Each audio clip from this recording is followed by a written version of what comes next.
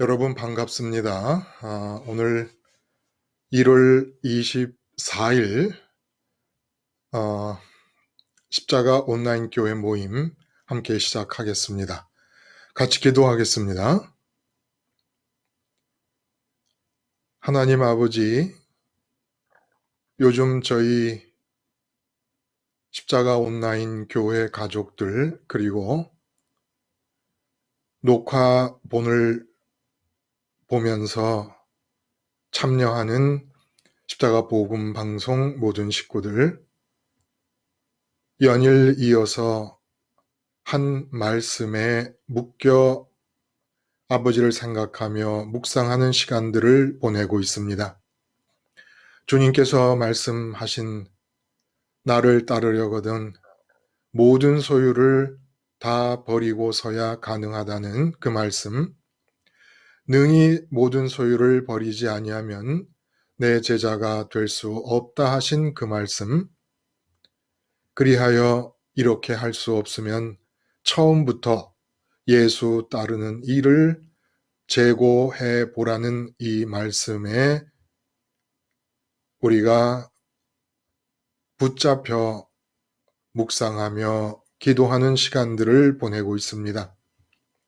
아버지 하나님, 늘 성경을 읽을 때마다 지나치는 말씀이었으나 이 말씀이 이렇게 근본적으로 내 세계관과 인생관을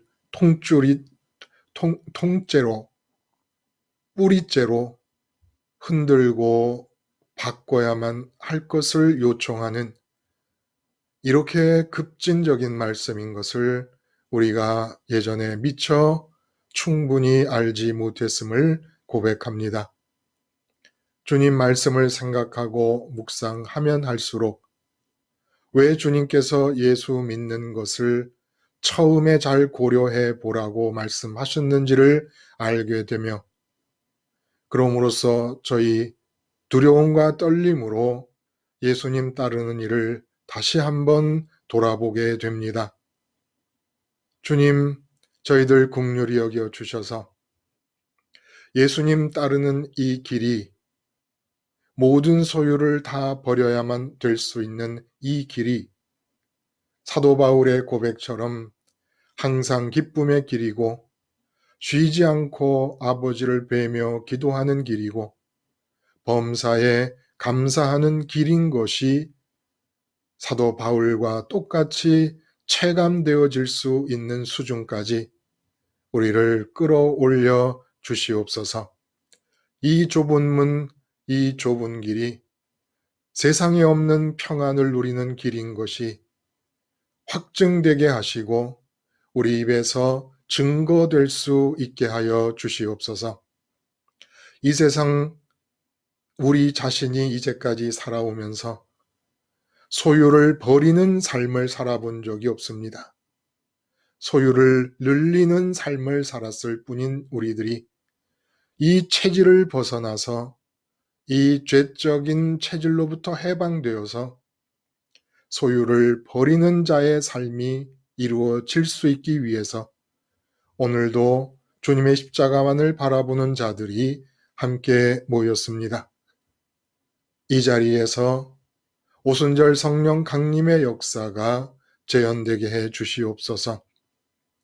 그 당시보다 오히려 지금 이 시대가 더욱더 성령의 역사가 간절히 갈망되는 시기이오니 주님 굽어 살피시사 저희의 연약함을 아시고 성령님을 보내주시고 성령 충만함을 입음으로써 소유를 다 버리며 예수님을 따르는 이 복된 길을 능히 걸어갈 수 있는 주님의 제자들로 한 사람 한 사람이 우뚝 우뚝 서 갈 수 있도록 해 주시옵소서. 이 일을 위하여 온라인 교회 이 모임이 조금이라도 우리 각자에게 진정한 진보를 이룰 수 있는 모임이기를 바랍니다. 역시 성령이 이 시간 입술과 귀와 심령을 주장해 주심으로 온전히 아버지께서 이 시간을 위해 예비해 주신 그 은혜 안에서 하나 되는 귀한 시간이 될 수 있게 하여 주시옵소서. 마지막 시간까지 참여하신 분 한 분의 심령을 성령께서 주장해 주시고 그 안에 들어와 좌정해 주시기를 바라오며 예수님의 이름으로 기도드리옵나이다. 아멘. 여러분, 오늘은 오늘 아침에 얘기한 말씀을 전한 그 부분에 우리가 도달할 수 있을지 잘 모르겠습니다. 그 앞에 돌아온 탕자와 연관 지은 부분이 무려 3부분이나 있기 때문에 이 3번의 설교를 먼저 나누는 게 중요한데, 주로 돌아온 탕자의 우리 이야기에 초점을 맞추면 중간중간 우리가 이 탕자 아버지에 관한 이야기 그리고 탕자 형에 관한 이야기까지 함께 다 나눌 수 있지 않겠는가 하는 생각이 들고, 혹시 그래도 시간이 남는다면 그렇다면 오늘 아침에 나눈 말씀에게로까지 우리가 이야기를 진전시킬 수 있겠습니다만은, 우선은 우리 오늘 그 나눔의 한계, 경계를 일단은 탕자 비유로 한번 국한시키고 출발을 해보겠습니다. 사실 회개라고 하는 이 단어는 이제 탕자가 돌아옴을 뜻하니까 회개가 돌이킨다, 돌아간다, 이런 뜻 아니겠습니까? 그래서 이 회개라고 하는 말은 조금 어떤 분에게는 식상하게 들릴 정도로 많이 우리가 듣고 또 말하고 또 행하고 있다고 생각하는 그런 부분입니다. 그런 부분인데, 제가 이제 요번에 이 말씀들을 준비하고 전하면서 느낀 것은, 기본적으로 우리가 그 회개에 대해서 이제까지 갖고 있었던 어떤 그 생각이 완전히 초점이 잘못된 것이 아닌가라는 이제 그런 생각을 하게 됐다는 거예요. 어떤 점에서 특히 그러냐 하면, 우리는 회개하면은 그게 이제 이론적으로 돌이키는 것이다라는 것을 잘 압니다. 잘 알고 있음에도 불구하고 주로 그 탕자 이야기 속에서 허랑방탕이라는 단어가 이제 들어 있으면서 풍기는 그 분위기가 말해주듯이, 주로 도덕적이고 윤리적인 타락으로부터 도덕적이고 윤리적인 깨끗한 삶으로 전환되는 어떤 이런 것을 또 연상하든지, 아니면 또 특별히 내가 두드러지게 잘못했다고 느껴지는 어떤 행동이 있으면 그 행동을 뉘우치는 차원을 회개로, 그러니까 매일 회개를 한다라고 하는 말을 우리가 했을 때 주로 이렇게 어떤 행동, 또 아니면 어떤 생각, 이런 것들 한 가지를 놓고 뉘우치는 것을 회개라고 생각해 왔다는 거예요. 근데 지금 탕자의 비유만 놓고 설교를 이제 보통 했었는데, 앞에서부터 쭉 이어오면서 누가복음의 전체 맥락을 따라오다 보니까 이 탕자 비유도 결국은 누가복음 14장 33절에서 예수님께서 모든 소유를 다 버리지 아니하면 능히 내 제자가 되지 못하리라고 하는 그 말씀에서 이어지는 거더라는 거예요. 그러니까 윤리적이고 도덕적인,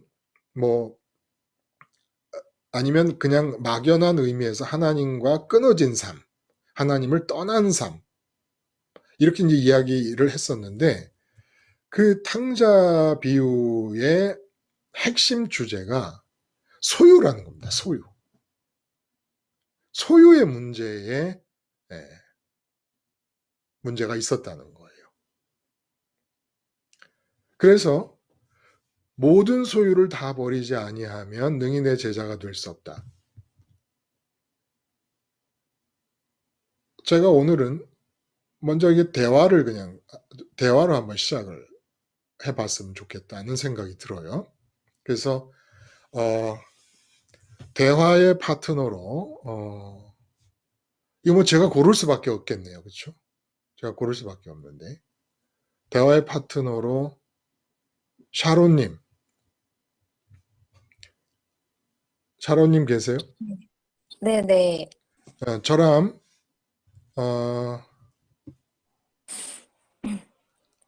가면서 봐요. 네. 제가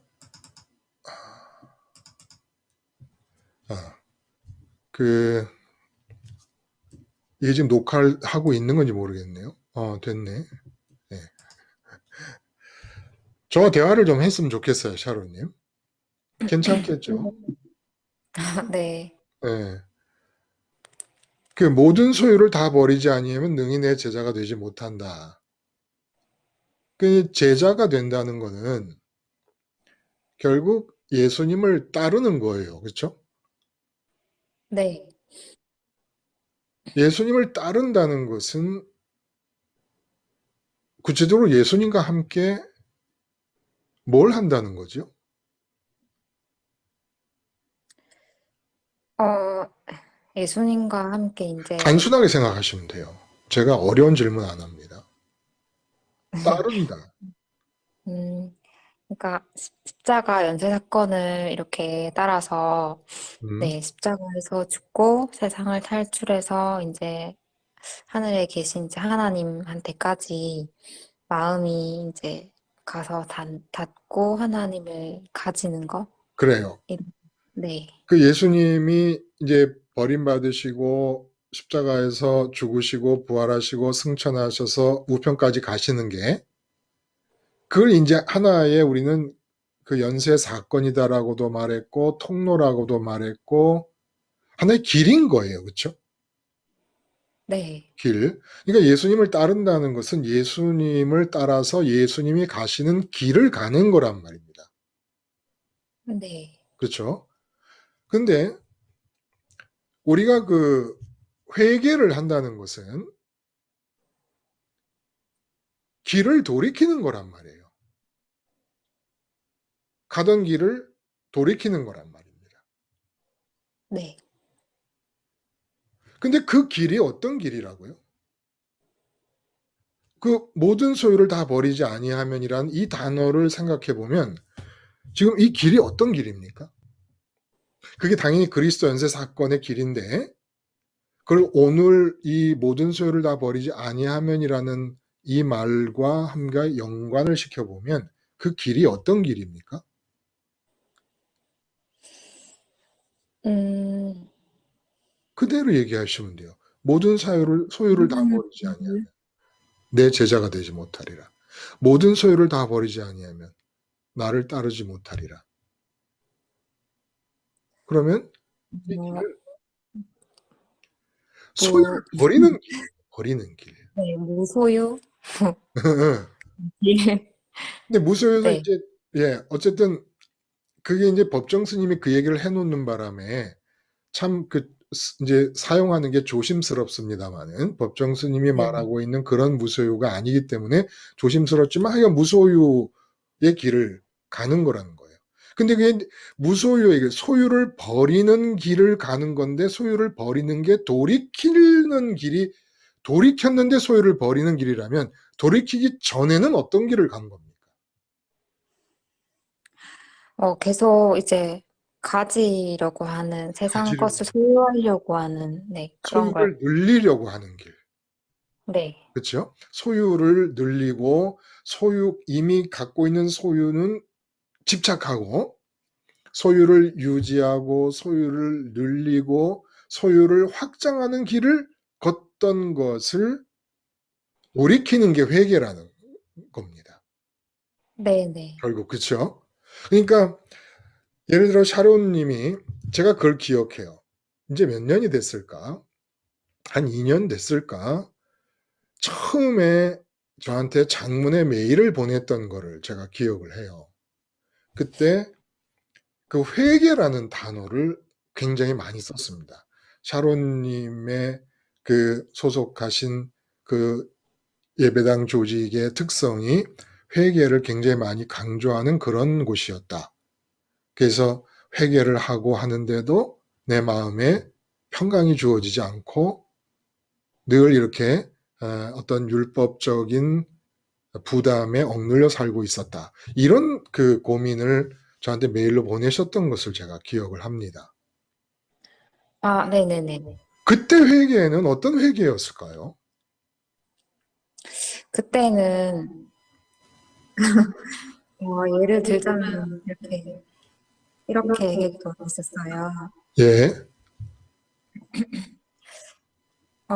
이제, 뭔가 만약에 거짓말을 했다고 치면은, 예예. 아, 정말 이제 하나 옆에서 이제, 아, 회개를 해야 되겠다 하는 생각이 드니까, 아, 하나님 정말 이렇게, 거짓말 한 거는 정말 악한 죄입니다, 주님. 이렇게 하면서, 음. 아니, 정말 어떻게 내가 이렇게 거짓말을 할 수가 있었을까요? 이러면서 되게 한편으로는 좀 자학하면서, 그러면서 막 이제 이거 눈물도 이렇게 흘리면서 아, 정말 제가 잘못했다고 아 음. 정말 정말 이렇게 거짓말한 거 하나님 앞에서 너무 많이 잘못한 것 같다고 그렇게 되게 도덕적인 그런 의미에서의 어떤 회개를 많이 했어요. 결국 행위와 어떤 율법적인 기준에 맞추어진 어 네네. 그런 아니 근데 뭐 그건 샤론 님뿐만 아니라 대부분의 사람들이 회개하면 그냥 나의 행동상 잘못을 뉘우치는 것이라고 생각을 하는 경우가 많고 실제로 또 성경에서도 그렇게 자기의 행위적인 잘못을 회개의 계기로 삼는 경우들이 많이 있었으니까 그렇게 생각할 네. 수밖에 없는데 저도 뭐 어, 그런 식으로 생각을 했던 게 사실이고 근데 오늘 그 누가복음의 흐름을 따라가다 보면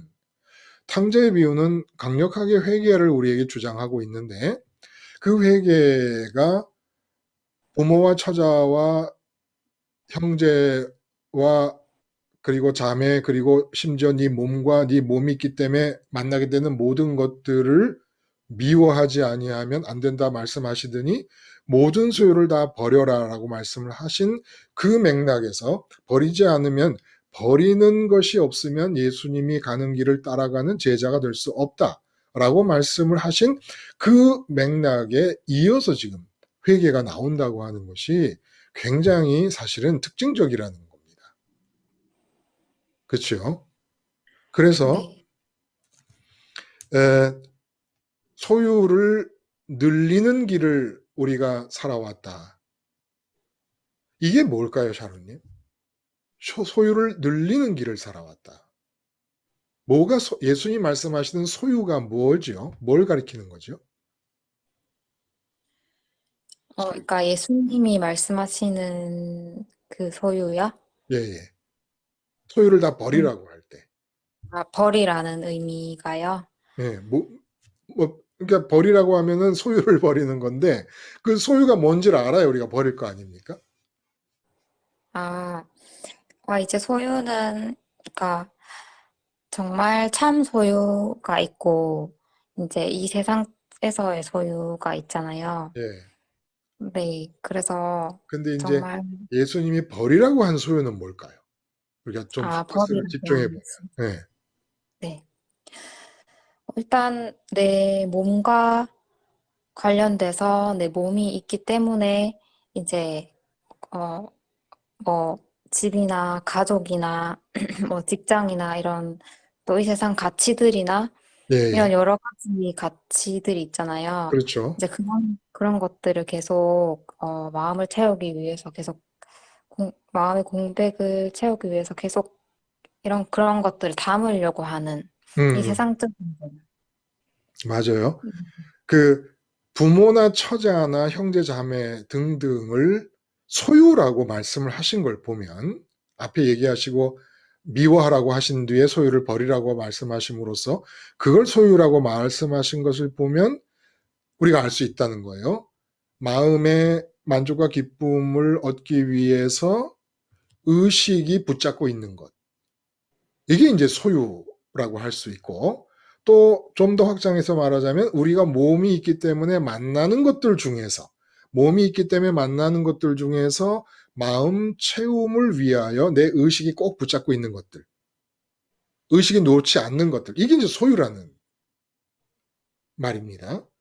근데 이걸 네. 이제 버리는 길이 아니고 우리는 이제까지 이 마음에서 붙잡고 있는 것들을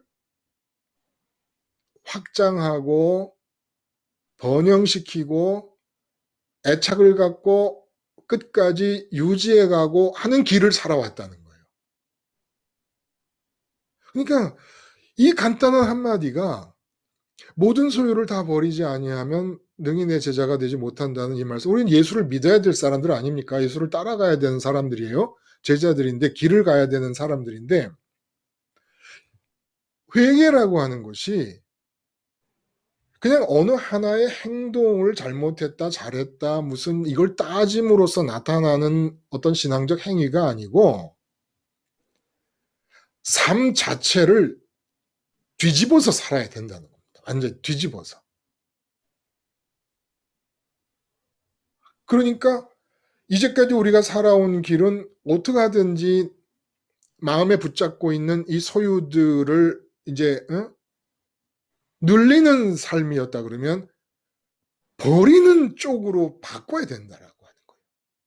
그래서 제가 그런 이제 말씀을 이제 드렸어요. 샤론님 같은 경우도 그 행동을 잘못했을 때도 있지만 삶을 이렇게 살아가다가 형통하지 못할 때, 문제가 생겼을 때, 이럴 때도 회개하지 않으셨어요? 아, 네. 거의 그렇죠? 주로, 네, 그럴 때, 어, 특별한 회개거리가 생각나지 않, 않을 때는, 않는데, 뭔가, 뭐, 일이 이렇게 갑자기 잘못됐어요. 일이 잘못되면, 막 회개할 거리를 막 찾아내서, 그래요. 뭔가 내가 이걸 잘못해서 이렇게 됐을까, 막, 이런 식으로 생각해서, 막 회개를 했던 것 같아요. 네. 그럴 때 상태를 가만히 들여다보면 문제가 뭐냐 하면 살아가는 중에 사건이 생기고 불통하는 일이 만들어지고 생애에 장애가 생겨버렸을 때 그때는 이거 회개를 해야 된다는 겁니다. 뭔가 잘못했다라고 하는 걸 찾아내서 고쳐야 되는데 그렇게 회개하는 목적이 뭐지요? 결국 삶에 막힌 걸 뚫으려고 하는 거잖아요. 그렇죠? 네네. 여기서 그런 식, 네. 말씀하세요. 그러니까 항상 그렇게 이제 내 삶의 문제를 해결하기 위해서 거의 회개를 했었죠. 네.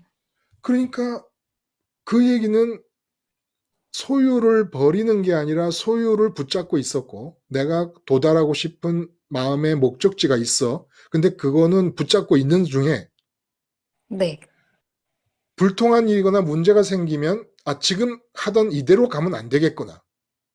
그 네. 목적지에 다른 목적지를 택해야 돼. 다른 경로를 택해야 되겠구나. 해서 내가 내 인생의 경로를 재탐색하는 거를 회계로 생각을 했단 말입니다. 우리가. 네. 그러니까 만약에 사업을 하는 사람이 있다 그러면 사업이 잘 안 돼. 그러면 이제 새벽기도 나가가지고 하나님 제가 무엇을 잘못했길래 사업이 안 됩니까? 가르쳐 주시면 제가 고치겠습니다.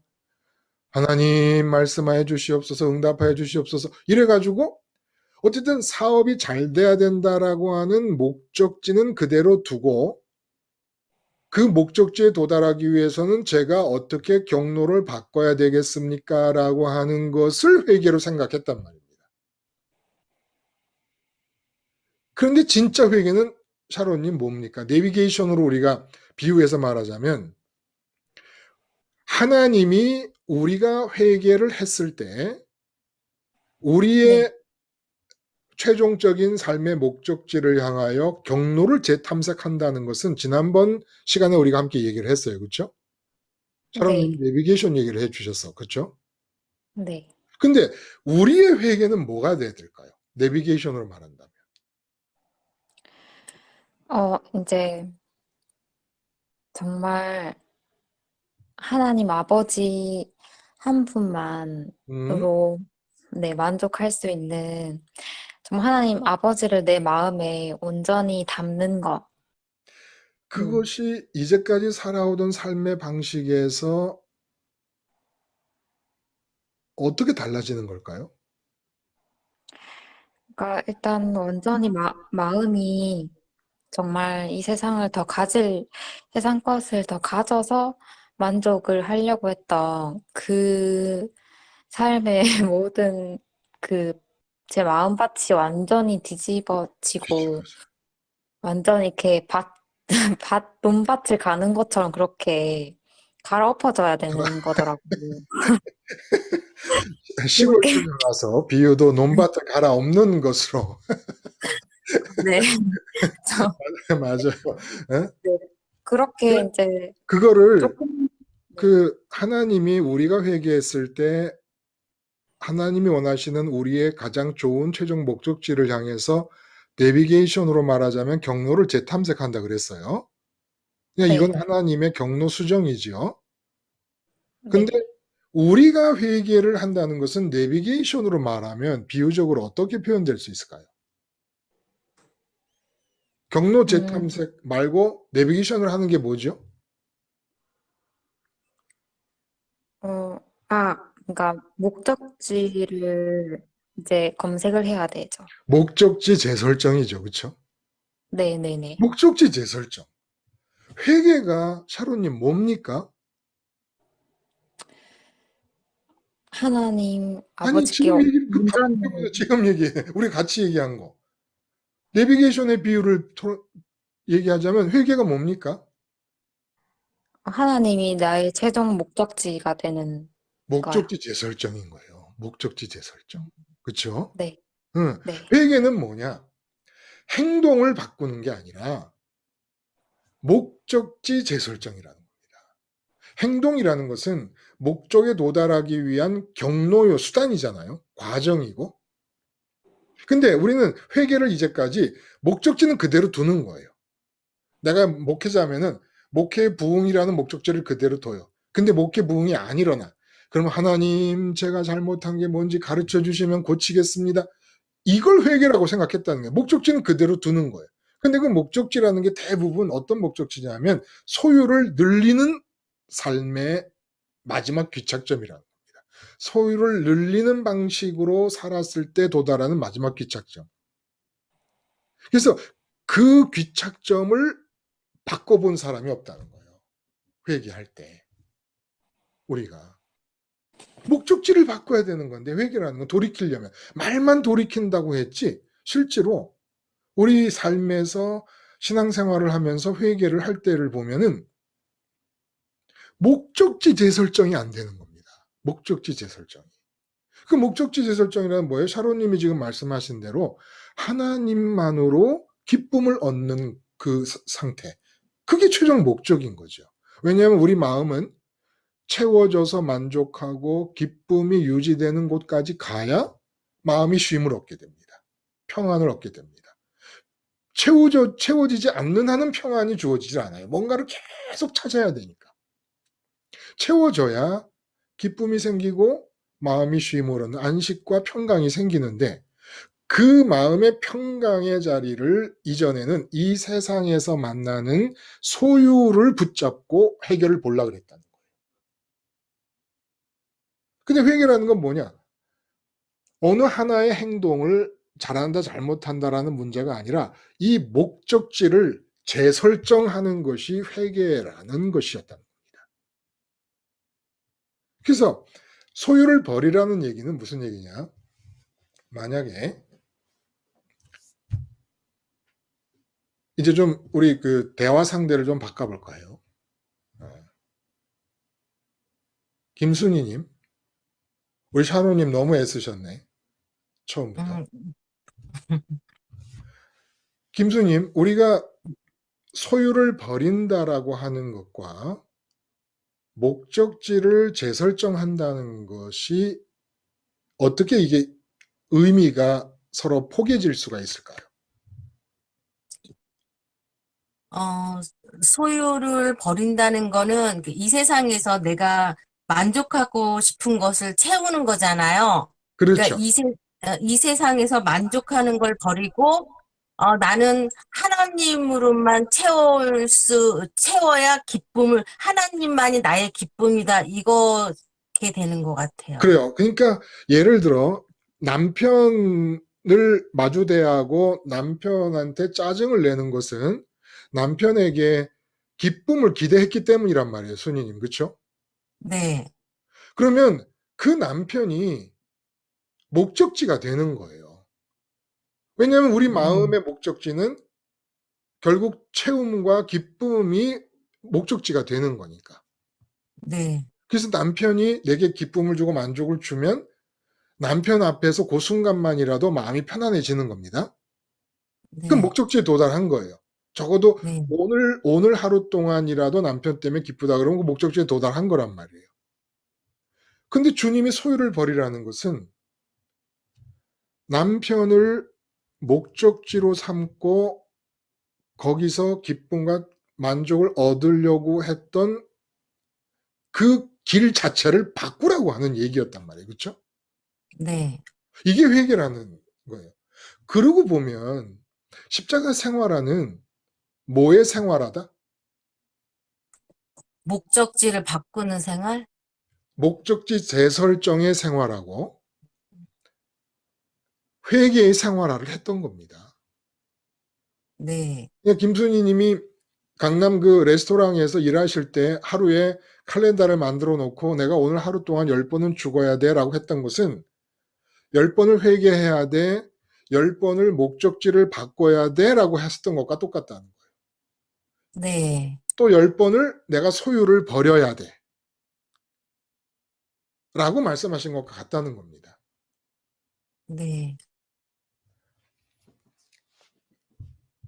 지금도 사실은 남편이나 자식이나 그 외에 내 몸이나 목적지가 될 때가 많지요. 살다 보면 많죠. 그러니까 김순희 님이 요즘 들어 제일 고민을 깊이 하는 게 뭡니까? 요즘, 제일 고민을 많이 하는 게, 생각을 제일 많이 음, 하는. 네, 오늘도 했고요. 그 말씀이 왜, 아니, 그러니까 내가 하나님 안에, 하나님은 내 안에. 내 안에. 근데, 생각하니까 하나님이 내 안에 있다면, 내가 지금 이 상태가 되면 안 되지? 예, 그렇죠. 요새 그게 많이 이렇게 하나님하고의 많이 이제 시간을 보내는데 정말 그 전지하신 분이 내 안에 계시고 내가 하나님 안에 계시면 나는 하나님 마음을 통째로 알아야 되잖아요. 그렇죠. 그리고 하나님도 내 마음을 통째로 아실 거고. 하나님은 진작부터 아시죠. 하나가 안 네, 돼도 아실 거예요, 하나님은. 네. 근데 그 하나님이 내 안에 계신다는 말을 제가 아버지 이름이 거룩하시오며 기도를 드릴 때 네네. 하나님이 내 마음에 들어와 계신다면 나는 지금 이런 생각이랑 이런 마음을 가지는 게 이게 뭐지? 이러면 안 되지? 이런 생각을 하고 있어요. 그게 고민이군요. 그러면 하나님과 하나가 되면 어떤 상태일 거라고 상상이 드세요? 지금과는 다르게.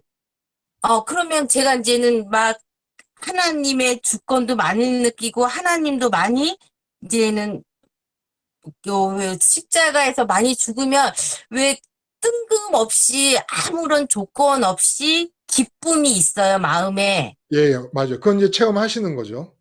마음이 있는데 그러면은 이것을 24시간 유지할 수. 유지한다면 나는 뭐 정말 무슨 환상 속에서 살지 않을까?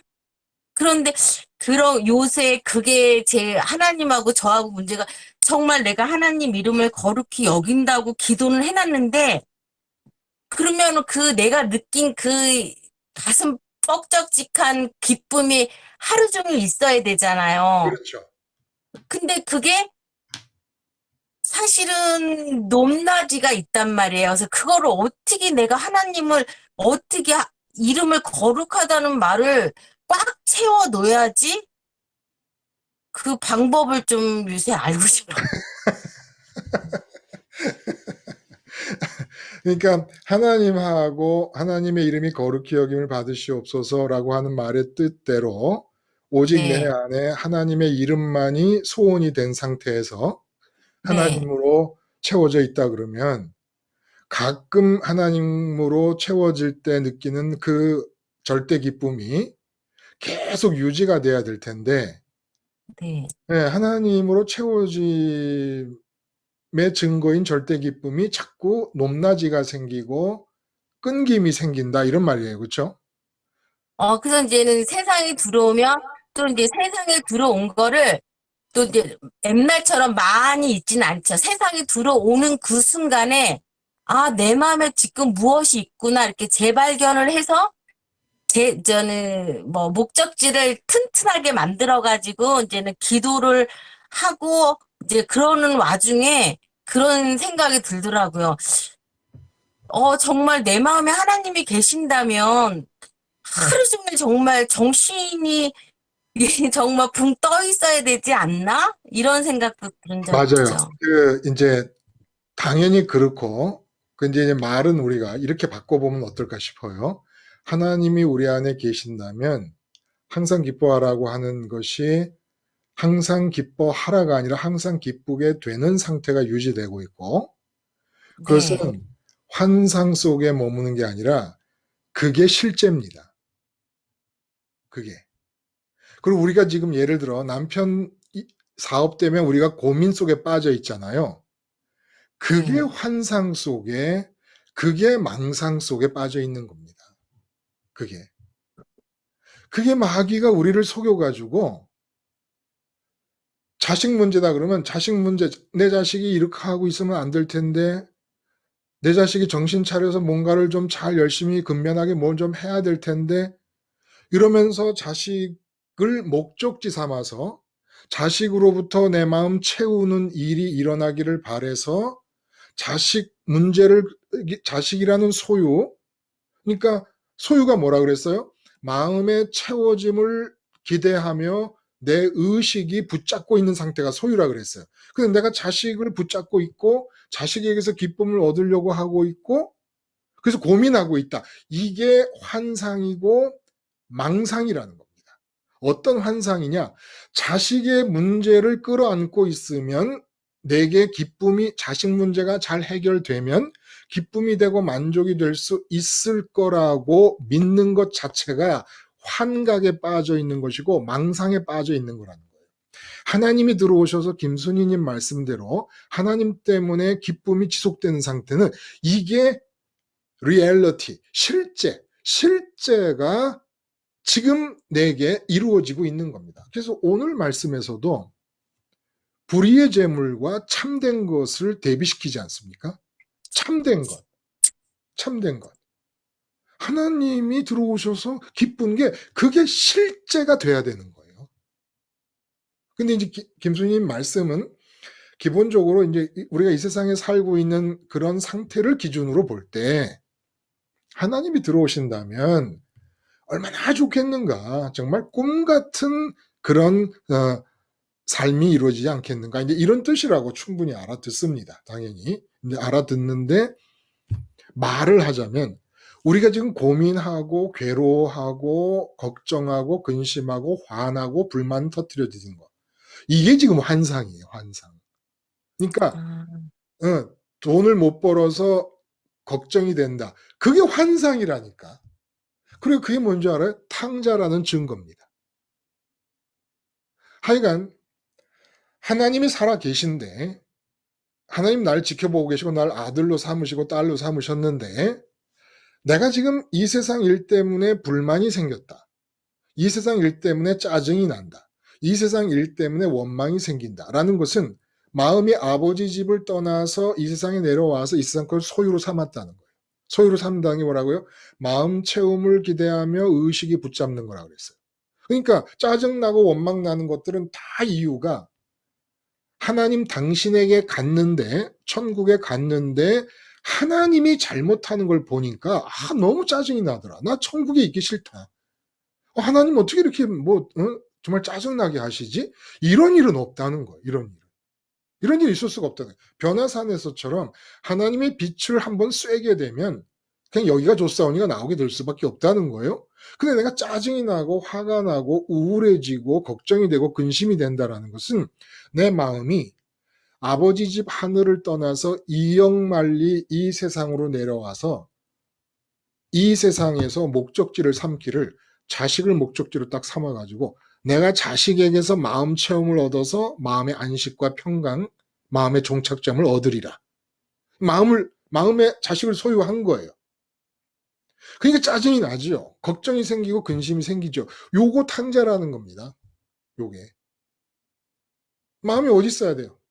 마음은 아버지 계신 곳에 가 있어야 돼요. 근데 그 아버지 집을 떠나서 이영만리 시간과 공간, 영의 세계요, 시간과 공간을 초월해 계신 세계요, 영원한 세계요, 나의 아버지 계신 곳이고, 나의 주님이 계신 곳이고, 나의 성령님 계신 곳인데, 변화산에서 나타났던 모세와 엘리야와 아브라함 같은 우리의 믿음의 조상들이 있는 곳인데, 그곳을 떠나가지고 이곳에 내려와가지고, 애꿎은 자식 보고 내게 기쁨이 되라 그러고 애꿎은 마누라 보고 애꿎은 남편 보고 내게 기쁨이 되라 하니 아니 어떻게 그들이 내게 기쁨이 되겠습니까? 하나님으로 채워져야 만족할 수 있는 사람들. 근데 요게 탕자라는 겁니다. 하여간 지금 불만이 있습니까? 걱정이 있습니까? 여러분 이유 불문하고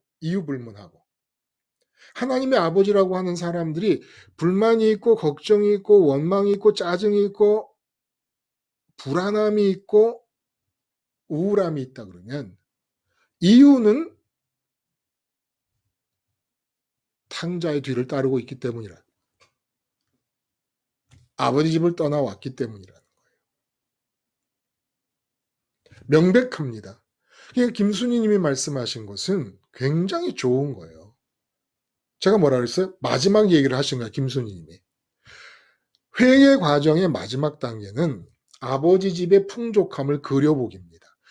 우리 아버지 집에는 품꾼조차도 먹을 것이 풍족한데 나는 여기서 줄여 죽는구나. 아버지 집의 풍족함을 그려보는 거라 그랬잖아요. 그렇죠? 김수님 그거 기억나요? 말씀 속에서 제가 드렸던 내용을? 네. 네. 네. 지금 김수희님이 그 아버지 집의 풍족함을 그림 그려보시는 거예요. 이게 절대적으로 필요합니다. 회개를 위해서는. 그래야 돌아가게 될 명분이 생기는 거예요. 명분이. 근데 아버지 집의 풍족함을 그림 그릴 줄 모르면 돌아가야 될 명분이 약해집니다. 그러니까 돌아가야 될 이유가 약화된다는 거예요. 아버지 집의 풍족함이 그림 그려질 수 있어야 내가 어떻게 아버지께 좀 더 가까이 갈 수 있을까? 이게 돌아가야 되겠다는 강한 의욕이 생기는 이유가 아버지 집의 풍족함을 믿기 때문이거든요.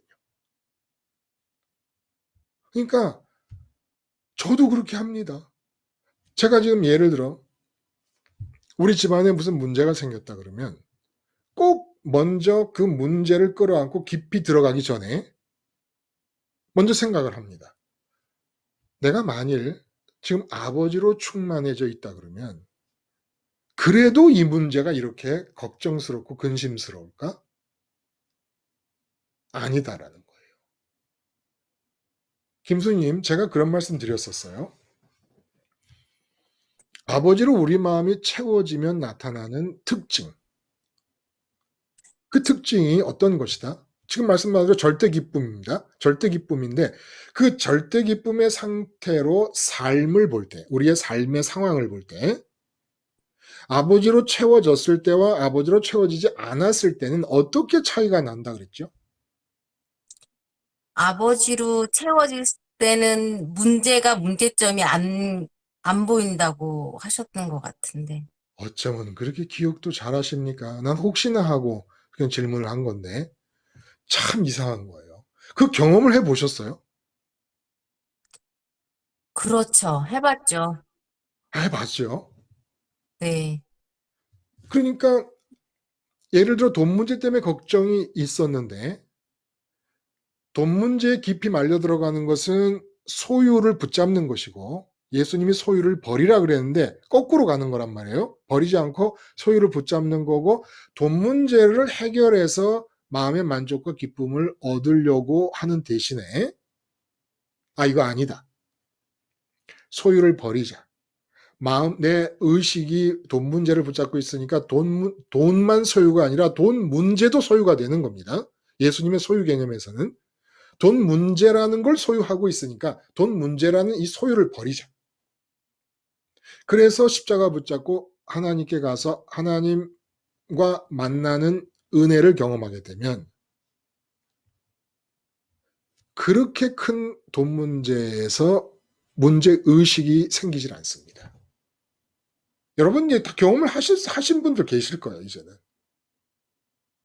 하나님으로 채워졌을 때 세상을 바라보면 제가 좀 과장된 표현으로 머리털 하나를 빼면 불완전해집니다. 하나님으로 채워진 상태에서 현재 상태를 보는 거예요. 세상 사람들은 나보고 저 사람 쫄딱 망했다 그래. 망했다 그래. 근데 그렇게 세상 사람들 눈에 쫄딱 망한 상황인데 내가 그 상황에 빠져서 소유를 붙잡고 있는 방향의 길을 가지 않고 소유를 버리는 회개의 길 쪽으로 돌아왔어.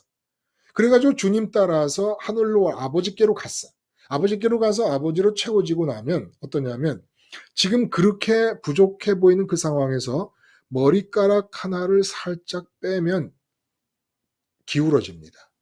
그러니까 그만큼 완전하다는 거예요. 머리카락 하나를 더해도 기울어집니다. 저울에서 평강이라고 하는 저울, 완벽함이라고 하는 저울에서 내가 머리카락 하나를 내 상황에서 싹 빼면 이게 가벼워져가지고 올라가요. 머리카락 하나를 살짝 올려놓으면 무거워서 이렇게 내려갑니다. 무슨 얘기입니까? 머리카락 하나도 빼고 넣을 수 없을 만큼 완벽하게 느껴진다는 거예요. 그래서 범사에 감사가 나온다는 겁니다. 이 체험을 하시는 거예요. 이게 그래서 아버지 집에 돌아가서 아버지 집의 풍족함을 내가 누릴 때 어떤 일이 나타나는가를 경험한 것이죠. 예를 들면. 그러니까 이런 일이 반복되다 보면 여러분, 순이님, 이런 일이 반복되다 보면 세상 문제가 이렇게 생길 때 어떻게 기도를 드리게 돼요? 일단 세상 문제가 생길 때는 나는 하나님으로 만족해야 될 사람이고 어허, 먼저 맨 처음에 나는 내 존재는 하나님으로 일단 채워져야 된다. 그렇게 기도하고 두 번째는 세상에 들어오는 거에 대해서 십자가의 그리스도의 사건으로 가는 것 같아요. 먼저 하나님을 먼저 찾는 것 같아요. 나의 마음 상태를. 하나님을 이제 먼저 의식을 해내고 네, 지금 이 세상 문제에 빠지지 말고 아버지께로 가야 된다라는 목적지 재설정을 한 거예요. 네, 이게 진짜 회개라는 거예요. 뭐 주여 뭐 하고 막 밤새 이런 게 회개가 아니라 한순간이라도 세상에 문제가 생겼을 때 마음이 훅 하고 거기에 빨려 들어갔다가 이거 아니지. 내 마음의 만족이야 어떻게 이 문제가 해결한다고 될 일이냐? 하늘에 계신 아버지께로 가야 돼라고 생각을 해내는 거, 아버지 집의 풍족함을 기억해내는 거, 그리고 나면 이제 뭘 한다고요? 예수 그리스도의 십자가 연쇄 사건을 간다고 말씀을 하신 거예요. 그렇죠? 네. 그리고 나면 음, 가면은 부활의 자리에 제가 이르렀을 거 아니에요. 그렇죠. 부활의 기도를 그렇게 하고 부활의 자리에 일어나면 그게 딱, 뭐 기도, 뭐 이게 딱딱 이렇게 단계적으로 뭐가 이루어지지가 않잖아요. 이 아, 마음적으로. 그렇죠. 뭐 이렇게 기계적으로 딱딱 구분이 예, 가는 건 아니죠. 그렇죠? 뭐 네. 그리스도 사건, 뭐 부활, 딱 네, 이렇게 그런 건 되는 게 아니죠. 아니라 기도하다가 보면은 먼저 하나님으로 내 마음을 다른 걸로는 채울 수 없고 만족할 수 없고 하나님으로 만족하는데 세상 일이 들어오면 회개하고 그리스도의 사건으로 가고 그러다 보면은 계속 기도라는 걸 하게 돼요. 예. 그게 떠날 때까지. 그렇게 될 때까지. 예, 마음이 그 문제가 내 마음에서 슬슬 없어질 때까지, 그러면 뭐 말씀이 생각이 난다든지, 뭐, 그게 그렇게 큰 문제가 아니네. 이렇게 되는 순간이 오거든요. 예. 그러면은 그때 이제는 저는 더 강력하게 내 마음을 붙잡는 거죠. 하나님, 저는 하나님 외에는 만족을 느낄 수 없고, 하나님이 내 안에 오고 내가 하나님 안에 있기를 간절히 원한다고 그렇게 기도를 하는 것 같아요. 그러니까 그냥 하나님 쪽으로 그냥 마음에 그냥 박차를 가해서 밀어붙이는 거예요. 그렇죠? 근데 이제 제가 경험에 의하면 세상 일에 기도를 해서 이제 세상 일에 우리가 돈이 없는데 뭐 다음 달에는 뭐를 해야 돼요, 뭐를 해야 돼 이렇게 말하다 보면은 네. 세상 일을 내 입으로 시인하다 보면 기도 자체가 그 세상 그 말함으로써 그 일이 커지는 것 어, 같아가지고 맞죠. 아예 예 그거는 아예 입 말하자면 돈 단어만 떠올려. 들어오는 순간 예, 그렇지, 뭐, 돈이 얼마가 필요한데, 어떻게 할까, 이러면은 기도가 아니라, 막, 그 문제가 점점점 커지는 것 더 같아요. 소유 쪽으로 가는 거죠, 뭐. 예, 그래서 아예 요즘은 사건이 들어오면, 하나님을 먼저 참고, 그렇게 시작하는 것 같아요. 그러니까 사건이 발생하고 생기면 인제 이전에는 그 사건이 목적지가 되는 거예요. 사건의 해결이 목적지가 됐었어요. 그쵸? 네. 그게 탕자의 삶이라는 겁니다. 그게. 소유를 늘리기 위하여 달려가는. 그러니까 내 마음의 이게 소유라는 걸 자꾸 우리는 돈, 재산 이런 것만 생각을 하는데 예수님 개념의 소유는 마음의 채움을 위하여 의식이 붙잡는 것이 소유니까 문제가 생기면 그 문제를 붙잡는 것 자체도 문제도 소유인데 근데 지금 김수님이야말로 그런 문제가 생기면은 문제를 버리고 '하나님만이 만족이다.'라고 해서 목적지를 재설정해서 예수님을 찾고 간다는 말씀이잖아요. 그쵸? 네네. 그러면 세상 일에 대해서는 그냥 아예 말을 안 해 버리고 말아요? 세상 일을, 뭐 제가 겪은 게, 네. 그 세상 일을 제가 말을 해야 되겠다, 안 해야 되겠다, 이런 관점도 없어졌던 것 같은데요. 사실 어, 그렇게 해도 뭐 크게 다르지 않겠습니다만 주기도문에서 네, "나라가 임하옵시며 뜻이 하늘에서처럼 땅에서도 이루어지다."라는 말씀을 하시잖아요. 그쵸? 네네, 이거는 그 세상 문제에 대해 기도를 그렇게 하라는 말씀이거든요. 네, 그러면 이렇게 기도를 했을 경우에 네. 세상의 일들의 핵심은 뭡니까? 세상 일의 핵심이라는 건 내가 세상 일을 대할 때 내가 세상 일을 어떤 세상 일을 보든지 내가 초점을 맞춰야 될 부분이 어딥니까? 초점? 그러니까 내가 유의해서 봐야 될 부분이 뭐냐고 세상 일을 볼 때, 세상의 문제를 보거나 일을 볼 때. 예를 들어 하나님 뜻? 그렇죠. 하나님 뜻? 그렇죠. 하나님 뜻? 하나님 뜻, 하나님 뜻, 하나님 주권, 하나님 뜻. 네, 그러니까 제가 말씀을 뭐 그렇게 드렸나 모르겠는데 황금 100 킬로를 가지고 사자 모양을 만들던 토끼 모양을 만들던 황금 100kg 아닙니까? 네.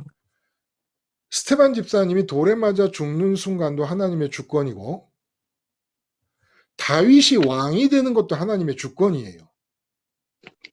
근데 세상 사람들은 다윗이 왕 되는 것 같은 사자 모양이 되면 성공이라고 하고 스테반 집사님이 돌에 맞아 죽는 것 같은 토끼 모양이 되면 실패라고 합니다. 세상 사람은. 근데 우리는 토끼 모양이라도 주권이라는 황금 100kg를 보는 것이고 사자 모양이라도 주권이라는 황금 100kg를 보는 거예요. 이게 회개한 사람의 세상을 보는 관점이라는 겁니다. 그러니까 우리 자식이 이렇게 잘 되게 해주세요라는 것은 사자 모양을 고집하는 거예요. 사자 모양이 중요한 게 아니라 하나님의 주권인 황금 100kg가 내 자식 일에 나타나는 게 중요하잖아요. 토끼 모양이면 어때요? 아니 뭐 사슴 모양이면 어때? 꼭 사자 모양이 돼. 근데 세상 사람들은 모양만 따지는 거예요. 모양만. 우리 삶에 나타나는 현상의 모양만 따져, 세상은. 근데 우리는 이 세상을 볼 때 뭘 보냐 하면 모양이 어떻든지 간에 그 모양이 되게끔 하신 하나님의 주권을 보는 겁니다. 하나님의 뜻을 보는 겁니다. 그러면 세상에서 제일 좋은 게 주권이지 황금 100kg지 황금 100kg로 사자 모양이 되었던 토끼 모양이 되었던 사슴 모양이 되었던 뭐 기린 모양이 뭐 하마 모양이 되었던 그 모양이 중요한 게 아니라는 거예요. 그 모양은 하나님이 원하시는 대로 모양을 만들어 가실 겁니다. 그러니까 내가 사업이 잘 됐다. 그러면 사자 모양의 하나님의 주권 100kg예요. 사업이 안 됐다. 그러면 토끼 모양의 주권 황금 100kg예요.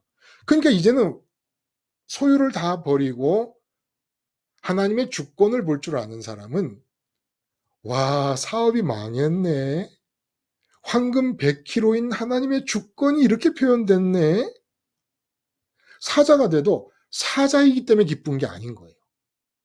회개한 사람, 돌아온 탕자는 사자이기 때문에 기쁜 게 아니라 황금 100kg 때문에 기쁜 겁니다. 하나님의 주권인 황금 100kg 때문에 기쁜 것이지 사자 모양이라 기쁜 게 아니고 사업이 망했어도 토끼 모양 때문에 슬플 이유가 하나도 없는 것은 하나님의 황금 100kg 주권이 표현되고 있는 것이기 때문에 이게 소유를 버린 사람들. 이 세상에서 기쁨을 얻으려고 하지 않고 이게 소유를 버리는 거예요. 목적지 재설정하는 겁니다. 하늘에 계신 아버지 집에서 기쁨과 만족을 얻으려고 하는 사람들은 이 세상을 볼 때 성공과 실패가 없는 거예요. 응? 잘 되고 못 되는 게 없는 거예요. 그냥 세상 사람들이 볼 때는 망해도 하나님 주권 100kg. 세상 사람들이 볼 때 흥해도 하나님 주권 100kg. 그래서 세상 사람들이 볼 때 축하합니다 해도 그것 때문에 새삼스럽게 기쁠 것도 없고 세상 사람들이 볼 때 안 됐다 해도 그것 때문에 안 될 일이 하나도 없는 거예요. 그러니까 망해도 덩실, 흥해도 덩실, 흥해도 지금까지 덩실거리던 것을 계속 덩실거릴 뿐이지 막 더 덩실거리는 게 아닌 거예요. 흥한다고 해서. 망한다고 해서 덩실거리던 걸 주춤할 것도 아니라는 겁니다. 그래서 스테반 집사님이 돌아가실 때도 돌에 맞아서 돌아가심에도 불구하고 그분의 마음에 다운됨이 없어요. 다운됨이. 우울함이 없어요. 몸이 죽는데도 하나님의 주권의 현장이야. 아니 황금 100kg가 내 몸이 죽는 형태로 나타나고 있는데 이게 슬픈 일이냐. 그래서 예수님이 뭐라 그래요? 몸까지 버리지 아니하면. 응? 내 몸을 가지고 요 몸 하나 있는 걸 가지고 어떻게든지 몸을 굴려가지고 내가 몸이 있음으로써 마음의 만족을 얻어봐야지 하고 살고 있었어요. 내가. 그러다가 회개를 한 거예요. 돌아섰어요. 그래서 마음에서 몸을 통해 기쁨을 얻고 만족을 얻으려고 했던 그 소유를 버렸어요. 그래서 아버지께로 가고 아버지만을 소원하는 자리를 지켜나갑니다. 근데 몸이 죽게 생겼어요. 그럼 그 몸이라는 소유를 버린 사람의 특징은, 이야, 죽는 형태로 아버지의 주권 100kg, 황금 100kg가 표현되고 있네. 이렇게 받아들이게 된다는 겁니다. 그러니까 지금 이렇게 얘기하면, 야, 이 너무 거리가 멀구만 이거. 이거 어떻게 내가 그 자리에 도달하나? 아니에요, 여러분. 그 자리에 도달하기 위해서 여러분이 밤새며 공부할 것도 아니고, 뭐, 뭐, 무슨 돈을 얼마를 내야 되는 것도 아니고, 어떤 사회적인 신분이 있어야 되는 것도 아니고, 어떤 기술이나 자격증이 있어야 되는 것도 아닙니다. 여러분의 마음을 잡아 끌고 있는 세상에서 세상 문제에 빠져가지고 허덕이다가 탕자의 마음을 느끼는 거예요. 탕자의 마음이 뭐예요? 아까 김순희 씨 얘기 잘했어요. 탕자와 김순희 씨를 비교해봐요. 탕자가 돼지 우리에서 지엄 열매로 배를 채우려다가 아무도 안 주니까, 이곳에서는 돼지가 먹는 쥐엄 열매로도 내 배를 채울 수 없다면 이제 이 머나먼 타국에서는 내 배를 채울 수 있는 길은 제로다. 없다. 라고 생각한 거예요. 그래서 이 절대 궁핍을 통해서 돌아설 계기를 마련하게 됩니다. 그래서 김순희 씨가 말씀을 계속 들으면서 이제는 그것이 체질이 돼가지고 세상에서 무슨 문제만 생기면 이 문제는 어떻게 돼도 내 기쁨과 만족은 아니야. 이거는. 내 기쁨과 만족은 내가 지금 이 문제 때문에 걱정이 시작되려고 그러고 근심이 시작되려고 그러지만 짜증도 나려고 그러지만 이 문제는 상관없어. 내가 짜증이 나고 걱정이 생기고 근심이 생기는 이유는 아버지가 없기 때문이야. 똑같은 거예요. 그리고 이게 지금 회개입니다. 회개의 생활한 거예요. 회개의 생활화. 목적지의 재설정. 문제가 훅 들어와. 이 문제가 해결돼야 되는 거 아니야 라고 목적지를 얼른 설정했다가 금방 재설정을 해버립니다. 아니다. 하나님께로 가야 만족과 이 기쁨의 문제 해결이 된다. 그래서 만족과 기쁨의 문제를 이쪽으로 해결하고 풍족함을 그리는 겁니다. 하나님이 계신다면 머리털 하나 빼도 가벼워져서 올라가고 평강과 기쁨과 행복이라는 저울을 달고 지금 상황을 저울에 올려놓으면 하나님으로 만족한 사람에게는 하나님만을 소원하는 사람에게는 지금 상황이 머리카락 하나 빼도 평강이 안 되고 가벼워지고 머리카락 하나만 보태도 평강이 안 되고 무거워지는 겁니다. 그러니까 완벽하다는 거예요. 그러니까 지금 상황을 갖고 이거 어디 좀 잘못된 거 없을까? 잘못된 걸 보완하기 위해서 하나님께 기도를 드려야 될 텐데 이거 좀 잘못된 거 없어? 그러면 사람들한테 물어보면 아이고 그게 안 보여요 잘못이? 정신이 나가셨나? 아니 지금 사업도 안 돼 자식도 문제야 건강도 문제야 당신 되는 게 아무것도 없어. 근데 이게 잘못이 안 보여? 근데 하나님으로 채워진 사람은 아무리 뜯어봐도 어디가 잘못된지 모르는 겁니다. 그러니까 결국 나오는 게 뭐예요? 아휴 내가 졌다. 잘못을 찾을래도 결핍과 부족을 찾을래도 불만거리를 찾을래도 못 찾겠고 결국 내가 손 들고 하나님께 할 수 있는 건 감사합니다. 이거밖에 안 나온다는 거예요. 이게 회개한 사람에게서 나타나는 특징들이라는 겁니다. 회개가 뭐라고요? 소유를 붙잡고 소유를 늘리기 위해 사는 삶에서 다시 말해 이 세상에서 몸으로 만나는 것들에서 기쁨을 얻으려고 목적지 삼는 삶에서 이 세상 밖에 계신 하나님에게서 기쁨을 찾으려는 목적지 재설정이 회개라는 겁니다. 그렇게 하나님께로 방향을 돌리고 나면 이 세상 일은 모두가 순금 100kg짜리의 주권으로 모양이 바뀌어가면서 만들어지는 상황이라는 거예요. 내 몸이 죽는 것조차도 내 몸이 죽어도 하나님의 주권에 의한 것이 보이니까 거기 무슨 불평거리가 없는 거예요. 그리고 왜냐하면 몸이 살아있다 그래서 내가 기쁨이 될 게 아무것도 없거든요. 이제 만족이 될 게 아무것도 없거든요. 기쁨과 만족은 목적지가 어디야? 하나님에게서만 해결이 되는 거거든. 아버지 집에서만. 그래서 주님이 탕자의 비유를 아버지 집으로 비유를 한 겁니다. 아버지 집에서만 해결이 되는 문제니까.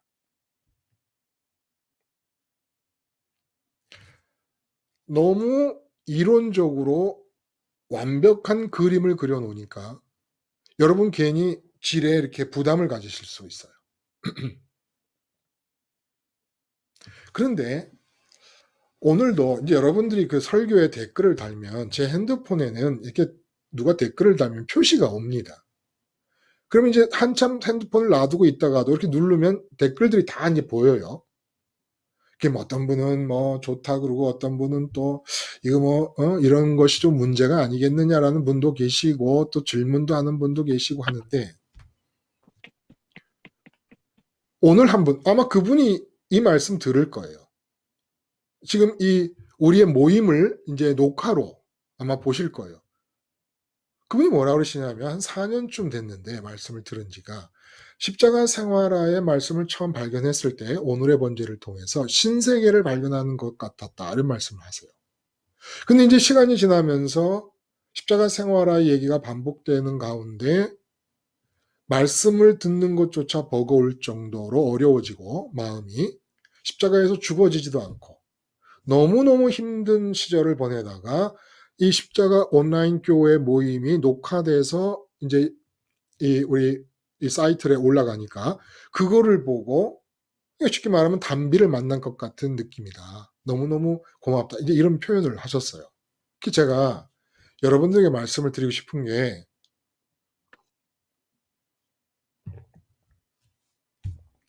십자가에서 안 죽어지는 게 제일 지금 큰 문제잖아요. 여러분에게.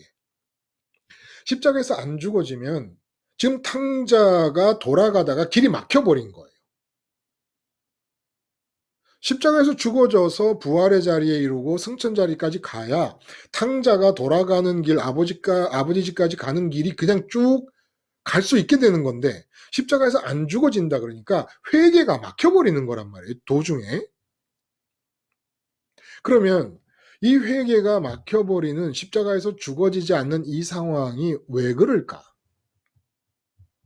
물론 저라고 이렇게 막 하고 이렇게 살다가 십자가에서 죽어야지 하면 딱 죽는 거 아닙니다.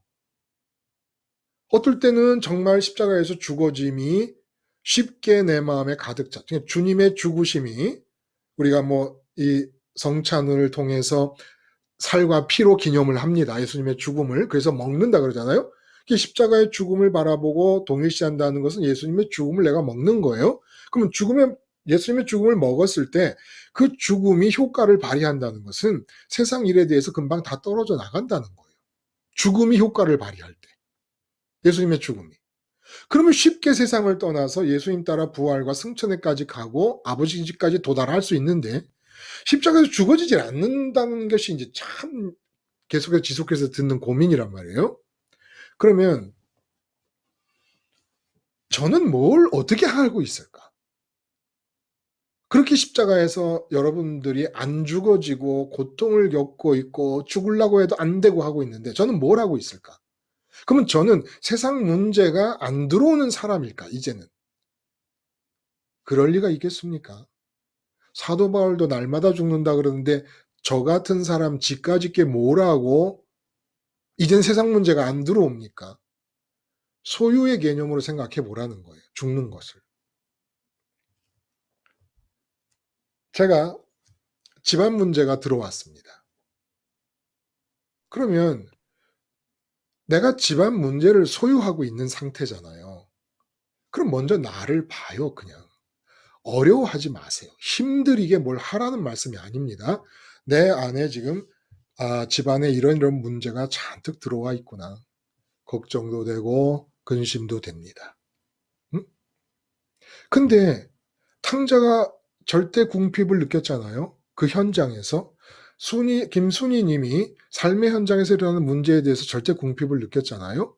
그런 것처럼 지금 내가 이 삶의 가정의 문제를 소유하고 마음에 안고 있는 이 상태를 여러분이 보는 겁니다. 이렇게 바깥에서 아, 내가 지금 이러고 있구나. 근데 이 상태로는 어떻게 유지돼도 기쁨에 도달할 수 없다는 거를 그냥 인정하세요. 그리고 이 나 때문에 지금 현재 가정의 문제를 마음에 담고 있는 나 때문에 십자가에서 예수님이 죽으셨구나 생각하라는 거예요. 그냥 생각만 하세요. 뭘 그렇게 막 대단히 노력하려고 그러지 마세요. 애쓰려고 그러지 마세요. 세상을 소유하고 있는 내 마음의 소유. 그러니까 이제 소유가 뭔지 알죠? 뭐 돈, 뭐 부동산 이런 게 소유가 아닙니다. 이런 걸 포함해서 마음 체험을 위하여 내 의식이 붙잡고 있는 것. 좀 더 확장하면 마음 체험을 위하여 내 의식이 몸이 만나는 것들 중에 붙잡고 있는 것. 이게 내 소유란 말이에요. 그래서 소유하고 있는 내 상태를 보고 이 상태로 계속 가면 목적지가 잘못된 거다. 이건 끝이 안 난다. 만족도 없고 기쁨도 없다. 평강의 자리와 점점 멀어질 뿐이다. 라는 것을 인정하라는 거예요. 막 화가 나. 자식이 막 너무너무 말썽을 피우니까 자식 때문에 막 화가 났어요. 그러면 화가 나는 중에도 이거는 아니지. 이 나는 아니지. 라는 생각은 하라는 거예요. 그리고 예수님의 십자가를 떠올려요. 예수님이 왜 저렇게 죽으셨을까? 저렇게 비참하게 죽으셔야 될 이유가 없어. 예수님에게는. 그러면 예수님이 저렇게 죽으신 이유는 예수님에게 없다면 지금 예수님을 바라보고 있는 나한테 있는 겁니다. 아, 내가 자식의 문제를 마음속에 소유하고 있고 이대로는 안 되니까 예수님이 저렇게 죽으셨구나. 전부 생각으로 그냥 팩트를 인정해 나가라는 거예요. 팩트를. 팩트를 인정하는 것은 그렇게 어려운 일이 아닙니다. 팩트를 기반으로 뭔가를 성취하는 일이 어려운 것이지 팩트를 인정하는 게 뭐가 어렵습니까? 내가 세상 문제를 소유하고 있는 것이 팩트입니다. 근데 이대로 유지돼서는 평강의 목적지에 못 도달한다는 것도 우리 믿음 안에서 팩트입니다. 그래서 십자가를 받았더니 십자가에서 주님이 죽으신 것도 팩트고 주님이 죽으신 게 바로 이렇게 내가 세상 문제를 소유하고 있는 나 때문이라는 것도 팩트예요. 거기까지만 가도 이상하게 마음에서 문제들이 가벼워지기 시작하고 희미해지기 시작합니다. 십자가 예수님이 또렷해지기 시작합니다. 그리고 십자가에서 죽었다는 의식이 또렷해지면서 그 문제를 포함해서 세상이 십자가 너머 뒤쪽으로 밀려나기 시작합니다. 그때 사도 바울이 한 말이 세상이 나에 대해서 가운데 있는 십자가에서 죽었고 내가 세상에 대해서 세상과 나 사이에 있는 십자가에서 죽었다는 말씀을 하신 거예요. 팩트에서 팩트로 이어지라는 거예요. 팩트를 인정하는 것은 세상에서 그래도 내가 할 수 있는 일 중에 가장 쉬운 일입니다. 어렵다 하더라도 이보다 쉬운 일은 없어요. 팩트를 팩트로 보는 것보다 쉬운 일은 없다는 거예요. 그래서 이게 복음이고 이게 믿음이라는 겁니다. 문제는 세상 문제를 소유하고 있는데 이제까지 우리가 어떻게 살았냐면 세상 문제를 소유하고 있는 사람을 이 소유하는 길 쪽으로 더 밀어붙여갖고 기도하고 금식하고 충성하고 봉사하고 구제하고 헌금하면 하나님이 이런 문제 해결해 주실 거라는 식으로 생각을 해서 회개의 일환으로 충성, 봉사, 헌금, 구제를 하게 했다는 거예요. 그러니까 소유하는 길, 소유를 버리는 길이 아니라 소유하는 길 쪽으로 더 밀어붙이면서 회개를 얘기했다는 게 이게 우리의 문제라는 겁니다. 돌아서야 되는 거예요. 돌아서야. 아버지 집으로 가야 되는 거예요. 근데 아버지 집에서 점점 멀리 가고 있어요. 이게 형의 특성 아닙니까? 실제로 아버지와 점점 더 멀어지고 있으면서 아버지 옆에 있다고 생각하는 겁니다. 아버지 집을 떠나지 않았다고 생각하는 거예요. 그게 탕자의 형의 영성의 특징이었던 겁니다. 우리는 소유하는 길 쪽으로 목적지를 바꿔본 적이 없는 거예요. 이 세상 일이 잘 돼서 평강을 누리고 만족을 누리겠다는 이런 목적지를 바꾼 적이 없이 계속해서 경로제 탐색을 회계로 생각했던 겁니다. 근데 예수님 말씀은 소유를 붙잡고 늘리려고 가는 이 삶에서 목적지 재설정을 해야 된다. 소유를 이 세상 것은 버리는 쪽으로 가서 세상을 떠나 세상을 버리다 못해서 아예 세상 자체를 떠나서 마음이 부활의 자리로부터 승천까지 아버지 집으로 가야 되는 것이 탕자가 돌아오는 회개라고 말씀을 지금 하시는 겁니다. 여기서 정말 중요한 게 이 탕자의 비유에서 탕자가 아버지께로 돌아가는 소유를 가지고 늘리는 삶의 길에서 소유를 버리는 길을 통하여 목적지를 재설정하기 위해서 제일 필요한 게 뭐라 그랬죠? 장기용님, 이게 제일 필요한 게 뭐라 그랬죠? 방향을 바꿔야 돼. 예, 예, 예. 말씀하시죠. 목적지를, 그냥 목적지 재설정을 위해서 예, 제일 필요한 게 뭐예요? 인정하는 거예요. 팩트로 인정하는 거예요. 지금의 상황을. 지금의 상황을 팩트로 인정, 어떤 팩트를? 아, 지금의 상황이 어떻다는 네.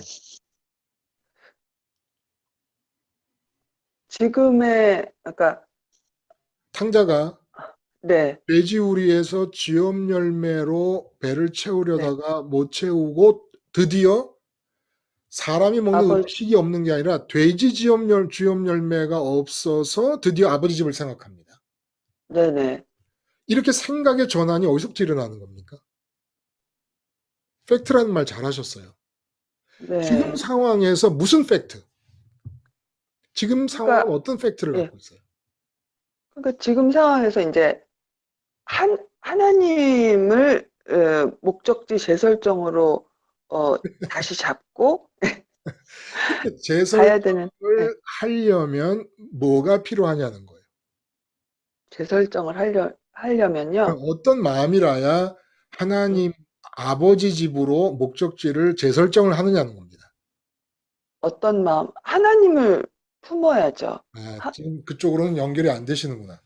아, 생각이. 궁핍. 절대 궁핍이죠. 그냥 절대 궁핍.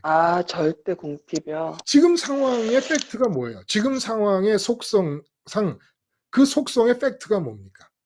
지금 쥐엄 열매도 못 못 먹을 먹는 절대 거잖아요. 그렇죠? 궁핍이요. 그것이 예, 뜻하는 바는 지금 상황은 절대로 내게 마음의 배부름을 줄 수 없다는 것이 팩트라는 거예요.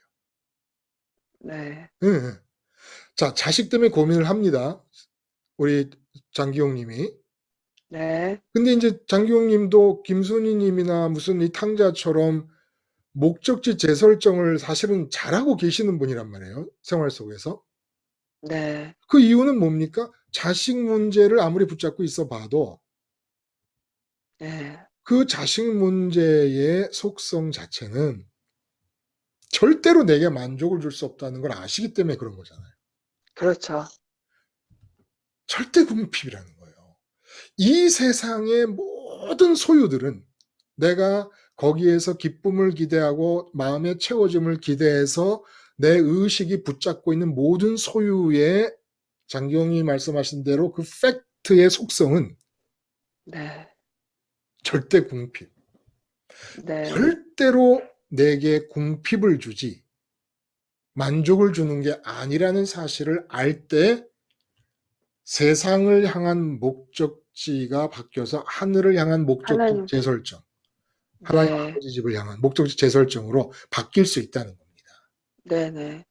이걸 인정하지 않는, 그러니까 내가 오늘 자식 때문에 걱정을 하고 내일도 자식 때문에 걱정을 하고 모레도 자식 때문에 걱정을 했다 그러는 것은 3일 동안은 자식의 속성이 영적으로 절대 궁핍의 속성을 갖고 있다는 것을 인정하지 않은 것이고, 그렇죠. 소유를 버리는 길이 아니라 소유를 붙잡는 길을 가는 것이고, 네.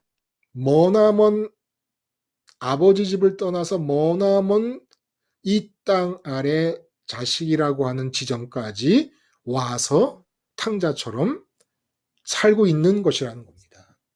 네네. 근데 정교님 이제는 이러진 않으시잖아, 그렇죠? 네, 그렇죠.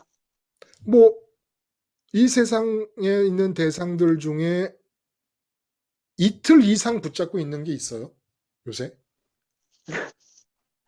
이틀 안 가죠. 그러면 하루는 갑니까? 하루도 안 가죠. 하루도 안 가요. 왜냐하면은 그 순간, 거의 순간이니까. 하나님을, 네네, 그 순간에, 하나님이 떠오르면서 그 십자가 사건으로 가게 되니까, 그렇게, 이제 그런, 그러니까 팩트 가운데에서도 돌아가는 게 굉장히 많이 빨라졌죠. 그렇죠. 네네. 이제 여러분들이 혹시 궁금하실 수도 있을 것 같아서, 사실은 이 김순희님과 장기용님 같은 경우는 저하고 말씀을 이렇게 이렇게 제 말씀을 듣고 한 게 12년 가까이 됩니다. 근데 이제 이분들은 두 분이 친구시면서, 이분들이 뭐 신학을 아십니까? 뭐 성경 공부를 뭐 남달리 하셨습니까? 오로지 이분들이 십자가 생활화에 전념하시면서 살아계신 하나님을 삶에서 연결하는 일에 12년 동안 몰두하고 계시는 분들입니다. 그러니까 이제 이런 저하고 대화가 가능할 수 있는 것이고, 진짜 이분들은 실제로 제가 느끼기에도 십자가 생활화를 통하여 탕자가 아버지 집에 간 것처럼 아버지를 만나고 아버지로 인한 뭐 절대 평강과 기쁨을 간헐적으로라도 계속 체험하시면서, 지금 아까 김순희 말씀하시는 거 들으셨잖아요. 이 간헐적인 체험을 어떻게 지속적으로 이어갈 수 있을까를 고민하고 있는 분이란 말입니다. 그렇게 오랫동안 이 십자가 생활화를 붙잡고 살아온 분들이에요. 근데 제가 이제 말씀을 나누기도 좀 편한 거죠. 이게 결국 하나님과 친해져야 되는 거거든요. 하나님과 친해져야 되는데, 십자가 생활화를 해서 십자가에서 죽고 소유를 늘리는 길을 중단하고 소유를 버리는 길 쪽으로 예수님을 따라 아버지께로 가게 되면, 처음에 십자가 생활을 하는 사람도 가게 됩니다. 근데 10년 동안 이 아버지께로 가는 걸 반복한 사람과 1년 동안 반복한 사람의 차이는 뭐냐 하면, 물론 먼저 된 사람 나중되고 나중된 사람 먼저 된다는 예수님의 말씀이 그대로 유효하다고 보고 일반적으로 말씀을 드려서 그런 것 같아요. 청와대에 참모로 발탁이 됐습니다. 그래서 청와대에서 그 영부인이 참모들을 다 불러서 집에서 저녁 식사를 대접을 합니다. 그렇다고 칩시다. 예를 들어서. 그러면 영부인과 대통령과 함께 참모들이 마주 보고 있지만, 우리가 하나님을 마주 보고 있어도 1년 동안 십자가 복음 말씀을 십자가 생활화를 해서 하나님께 간 사람과 10년 동안 간 사람의 차이가 뭐냐면, 똑같이 대통령을 두고 영부인도 있고 참모도 있지만, 같이 함께 있지만 대통령과 친해진 상태, 그 친해짐의 무게와 두께는 그 영부인과 참모하고는 차이가 나지 않겠습니까? 결국 여러분, 오늘 한번 십자가 생활화를 하잖아요. 세상 것을 소유하는 쪽의 삶의 방향으로 끌려가게 돼 있어요. 우리 원죄 때문에. 근데 그걸 중단하고 소유를 버리는 쪽으로 예수님 따라서 아버지 집으로 가는 십자가 생활을 하잖아요. 요만큼이라도 하나님과 가까워지고 친해집니다. 요만큼이라도. 그러면 친해짐의 특징이 뭐냐? 점점 더 세상 쪽으로 기울어지는 시간이 짧아지고 이쪽으로 기울어지는 시간이 점점 길어지는 겁니다. 그리고 하나님과 친해짐이 커지면 커질수록 이 세상의 문제들이 점점 더 가벼워지고 점점 더 작아지기 시작합니다. 아까 말씀드린 대로 하나님과 친해지면 친해질수록 세상을 향해서는 자꾸 보는 게 하나님의 주권만 보게 됩니다. 예수님이 백합화를 봐도 아버지로서의 주권, 창조주로서의 주권을 보시고 공중에 나는 새를 봐도 주권을 보시고 심지어는 빌라도를 봐도 주권을 보시고 가룟 유다를 봐도 주권을 보시고 하나님과 붙어있는 사람은 세상에서 볼 때 하나님 아버지의 주권밖에 안 보여요. 그러니까 광풍노도 속에서도 하나님의 주권을 보니까 잠을 주무시는 겁니다. 베드로가 이 경지가 된 거예요. 그래서 내일 아침에는 참수형을 당한다는데 얼마나 깊이 잤는지 천사가 와가지고 옆구리를 발로 차는데도 안 깨요.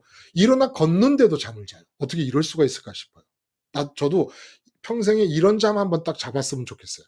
천사가 내 옆구리를 찼는데도 일어나서 걷고 있는데도 잠이 안 깨. 얼마나 깊이 잠이 들었으면. 아니 어떻게 그럴 수 있어요? 새벽에 이제 이런 닭이 꼭 끼어 울면은 일어나가지고 목 베어 참수형을 당하게 되는데.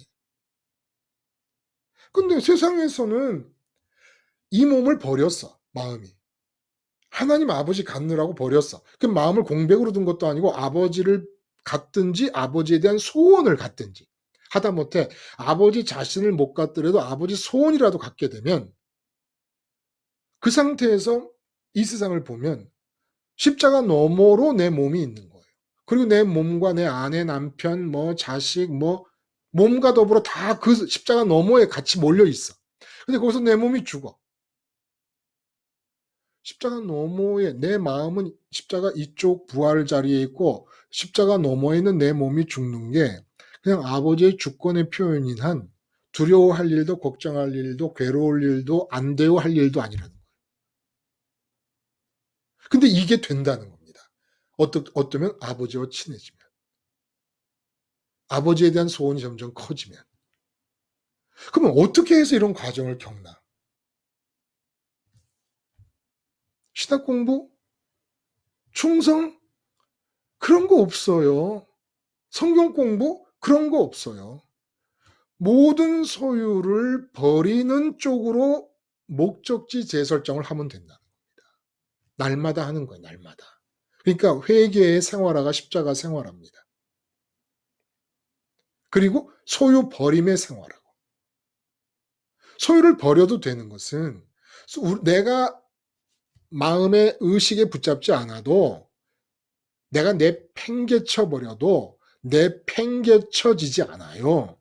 내가 내팽개쳐지면 하나님이 붙잡으십니다. 그래서 여러분 야구 해보셨어요? 야구? 저는 야구할 때 그 유격수를 했어요. 유격수. 몸이 통통하고 똥똥한데 동작이 빨라가지고 순발력이 있어서 이 유격수를 했거든요. 그러면 유격수는 내야 플라이볼일 경우에 내야에서 공중에 볼이 뜰 때 항상 세컨 베이스맨과 서드 베이스맨과 충돌할 위험이 발생을 합니다. 그때 얘기하는 게 마이볼 마이볼 마이볼 그럽니다. 소리를 지면 서드 베이스맨과 세컨 베이스맨이 자리를 비켜줍니다. 이 세상 일은 내가 내 자식 문제 끌어안고 있잖아요. 그럼 하나님이 뒤에서 쫓아오시면서 마이볼 마이볼 마이볼 그러는 거예요. 그러면 얼른 자식 문제를 끌어안으려고 하다가 자리를 비켜드리면 되는 겁니다. 그러면 하나님이 딱 캐치를 하시는 거예요. 그러면 아웃이라고 그러잖아요. 무슨 아웃? 걱정 아웃. 근심 아웃. 우울 아웃. 불행 아웃입니다. 내가 돈 문제를 붙잡으려고 그러잖아요. 그럼 하나님이 주권자 하나님께서 주권이라는 클럽을 끼시고 마이볼 마이볼 마이볼 그러세요. 근데 그걸 내가 굳이 끌어안고는 아웃이 안 돼. 그다음부터는. 걱정이 살아나고 근심이 살아나고 괴로움이 살아나고 아니 하나님이 세상을 지으신 창조주로서 나의 아버지로서 다 문제를 나보다 더 잘 알고 계시고 그 문제의 지점을 지나서 백수 천수를 내다보시는 분이 마이볼 하면 냉큼 비킬 것이지 소유하는 습성의 삶을 사느라고 그걸 내가 끌어안는 겁니다. 그러다가 제대로 끌어안습니까? 아웃을 못 시키잖아요. 응? 걱정 아웃 시켜요? 여러분 붙잡으면?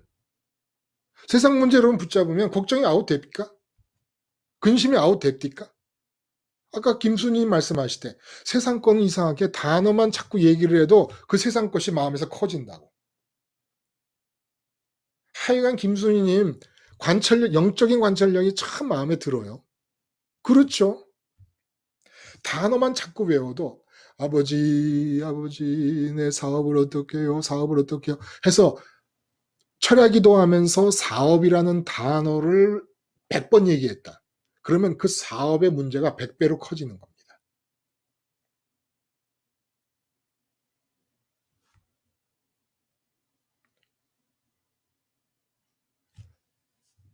우리가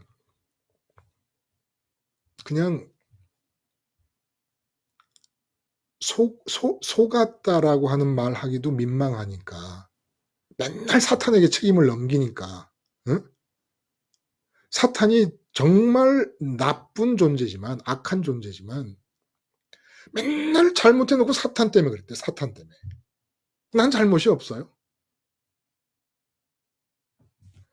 한번 보세요.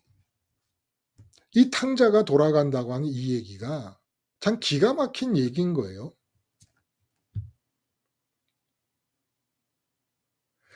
아버지 집을 떠나 이 세상에서 마음을 채우겠다고 하는 건 이게 탕자란 말입니다.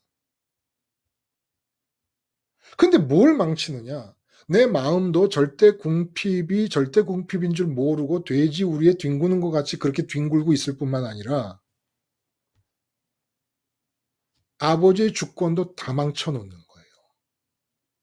그건 마이볼이거든. 아버지의 마이볼이거든. 근데 나는 내가 소유한다는 게 뭐예요? 마이볼이래. 응? 마이볼이래 그게. 아버지는 아버지가 마이볼이라 그러는데 자기가 마이볼이래. 그게 뭐예요? 소유를 갖는 삶을 사는 거잖아요. 그러니까 백합화 하나도 하나님이 마이볼이라고 그러는데 공중의 새도 하나님이 마이볼이라고 그러는데 너희의 일을 마이볼이라고 안 그러겠냐 이 말이었던 거예요. 마태복음 7장의 말씀이. 하물며 너일까 보냐. 마태복음 6장이죠. 응? 하물며 너희일까 보냐 라는 말은 백합화도 하나님의 주권의 클럽으로 마이볼 저 백합화 내가 키울 거야. 공중에 나는 새도 마이볼 내가 먹일 거야. 그러는데 어떻게 너희들의 문제를 하나님이 마이볼 당신의 소유로 생각하지 않으시고 그래 네가 잡아라 하고 너한테 밀어두시겠냐는 겁니다.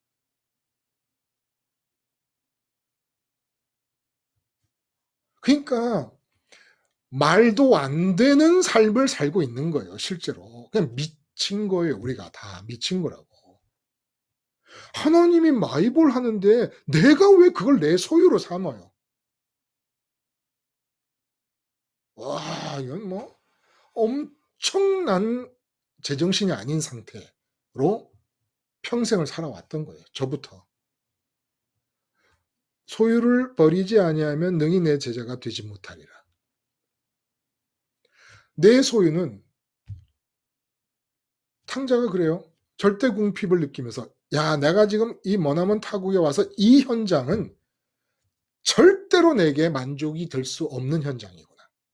라는 걸 깨닫고 그러자마자 아버지 집의 풍족함을 생각합니다. 천국에 계신 아버지가 마이볼인 거예요. 응? 우리 마음이 클럽이야.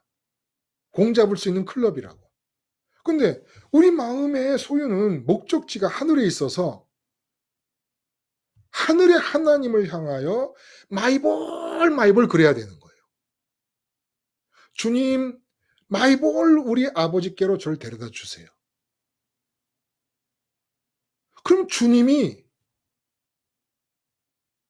그래, 내 아버지, 나의 마이볼이 너의 마이볼이다 해서 주시는 게 아버지의 복사판이신 성령을 주시는 겁니다.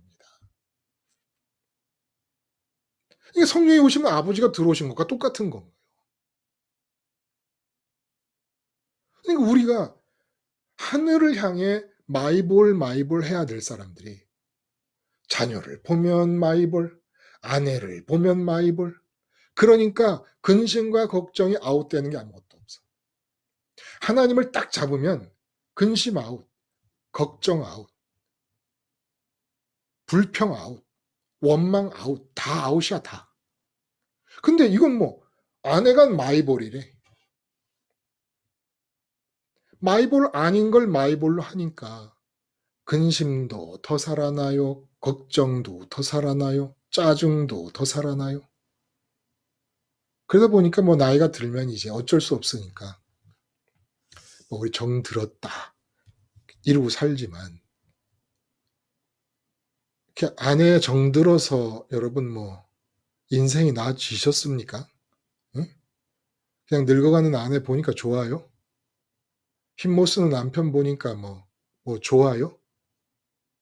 거기에는 희망이 없어요. 내 마음에서 그래도 아내에 대해, 남편에 대해 감사를 할 수 있는 유일한 비결은 하나님만을 마이볼로 내 것으로 삼는 겁니다.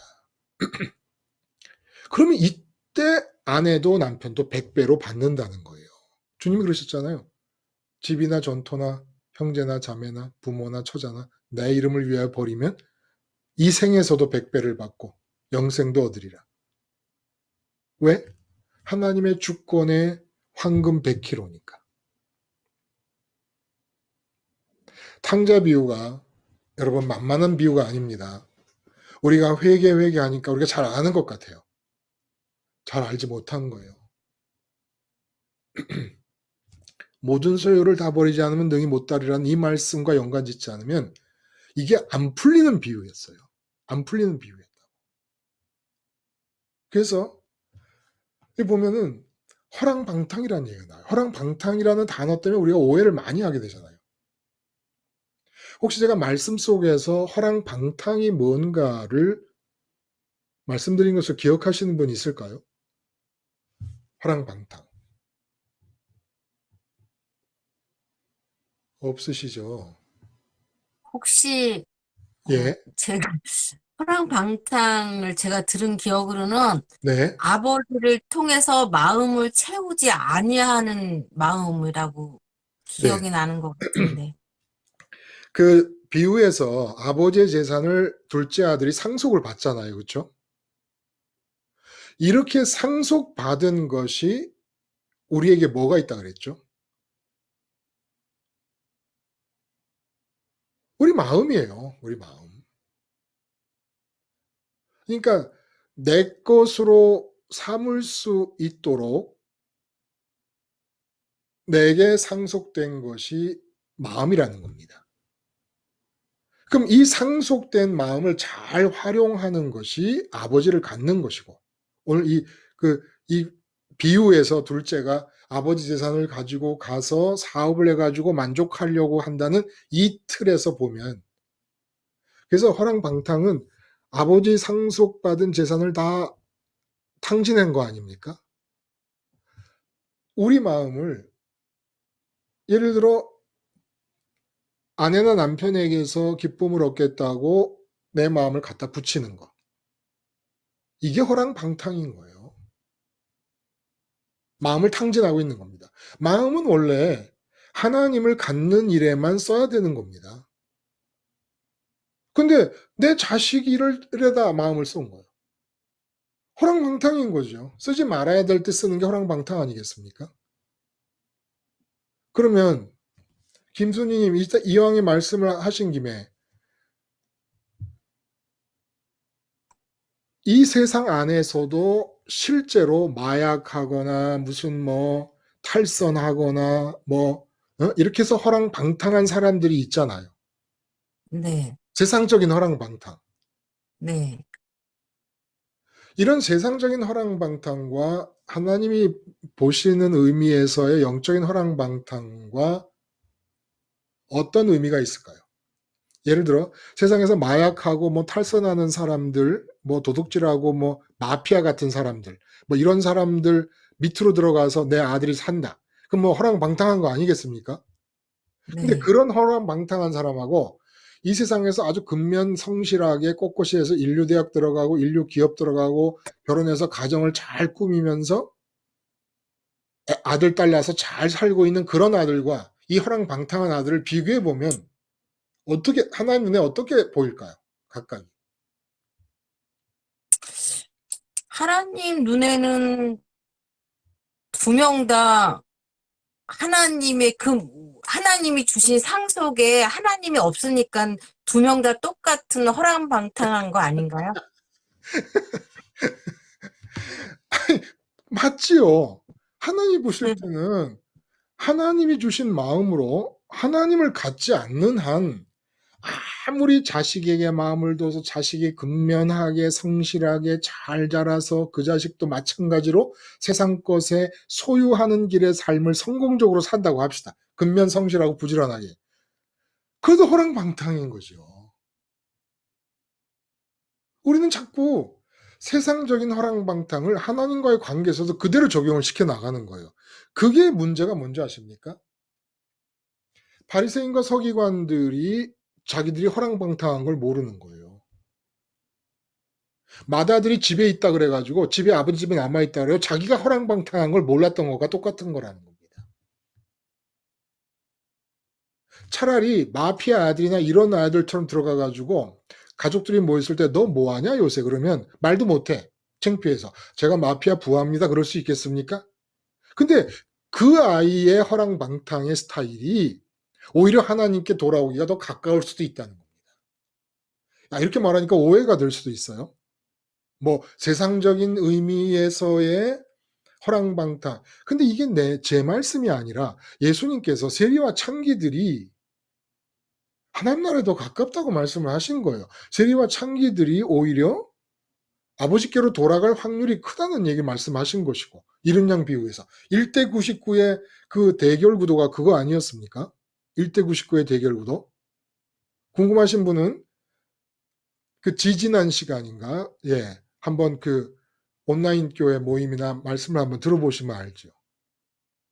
그러니까 호랑방탕의 개념 자체를 지금 바리새인과 서기관들을 보시면서 너무 반듯하게 사는 사람들 아닙니까? 이 사회에서 가장 반듯한 사람들이에요. 바리새인과 서기관이 선민사회에서. 근데 이 사람들이야말로 돌이킴이 회개가 불가능할 정도, 아버지께로 돌아감이 불가능할 정도로 허랑방탕한 사람들이었다는 겁니다. 실제로. 허랑방탕의 핵심이 뭡니까? 아버지께 돌아갈 수 없음을 말하는 겁니다. 아버지와 거리가 멀어짐을 말하는 겁니다. 허랑방탕의 정의가 그렇다는 거예요. 그래서 바리새인 그렇게 깨끗하게 살았는데 겉으로 드러난 윤리적인 도덕적 기준으로 볼 때 속에 썩은 시체와 온갖 더러운 게 다 들어있다고 말합니다. 우리 눈에 너무 깨끗하잖아요. 우리 지금 이 사회에서 여러분이 존경하는 사람 중에 행위가 깨끗하고 이런 사람을 떠올려 보세요. 그 사람이 십자가 생활화하지 않고 회개 생활화하지 않고 소유를 버리는 삶을 살아서 아버지를 소유하지 않으면 법정 스님이 하나님 아버지를 소유했을 리가 없지요. 그냥 세상 것을 버리는 것으로 끝났다면 다 바리새인과 똑같이 그 속에 허랑방탕이 들어있고 더러움이 들어있다는 얘기입니다. 근데 이렇게 보기가 참 어려워요. 우리 눈으로 보기에 저 사람은 존경할 만하고 깨끗한데 저 사람이 십자가 생활을 안 하고 하늘의 아버지를 붙잡지 않는다 그래서 허랑방탕하다고까지 얘기할 수 있을까? 그렇게 못 보니까 여러분도 돌아가지를 못하는 겁니다. 무슨 얘기냐? 가치관이 바뀌어야 된다는 거예요. 개념이 바뀌어야 된다는 겁니다. 내 자식이 부지런히 공부하고 열심히 해서 자기의 자녀와 자기의 아내 남편 잘 챙기고 살면은 예의 허랑방탕한 놈아. 네가 부지런히 잘해가지고 네가 이렇게 사는 게 나 네 덕분인 줄 알지? 이런 괘씸한 허랑방탕한 놈 봤나. 근데 내 첫째 아들은 잘 사. 둘째 아들은 밖에 나가서 막 돌아다니고 뭐 공부도 안 하고 가출하고 이러 돌아와가지고 엄마 이렇게 살면 안 될 것 같아. 나 이제 어떻게 하면 좋지? 그러면 오히려 괜찮아. 이제부터 우리 하나님을 찾는 것부터 시작하자. 이렇게 말할 수 있다는 거예요. 근데 막 인류 기업에 막 변호사, 판사 되고, 응? 그 자식들까지 다 머리가 좋아가지고 뭐 스카이 아니면 상대를 안 하고 막 쭉쭉 커. 하나님 없어, 아무도. 그러면 예의 속에 이 썩은 시체가 들어있는 더러운 놈아. 예의 허랑방탕한 놈아. 이래야 되는데, 그런 자식이 있으면, 와, 이거 우리 자식이 이거 하는 거 봐라, 이거. 응? 응? 그리고 빌빌거리는 게 있으면, 저거 누구 닮은 거야, 저거 당신 닮아서 그렇지, 저거. 첫째 자식은 나 닮은 거, 못난 자식은 전부 당신 닮은 거지. 당신이 누군지도 몰라. 그냥 당신 닮은 거야, 다. 우리 가치관이 안 바뀌고 있는 거예요. 가치관이 안 바뀌고 있어요. 자식이 힘들어 합니까? 공부도 못해. 돈도 못 벌어. 취직도 못해. 자식이 힘들어 합니까? 아, 얘가 하나님과 가까워질 수 있겠구나 생각하는 거예요. 잘 나가는 자식이 있습니까?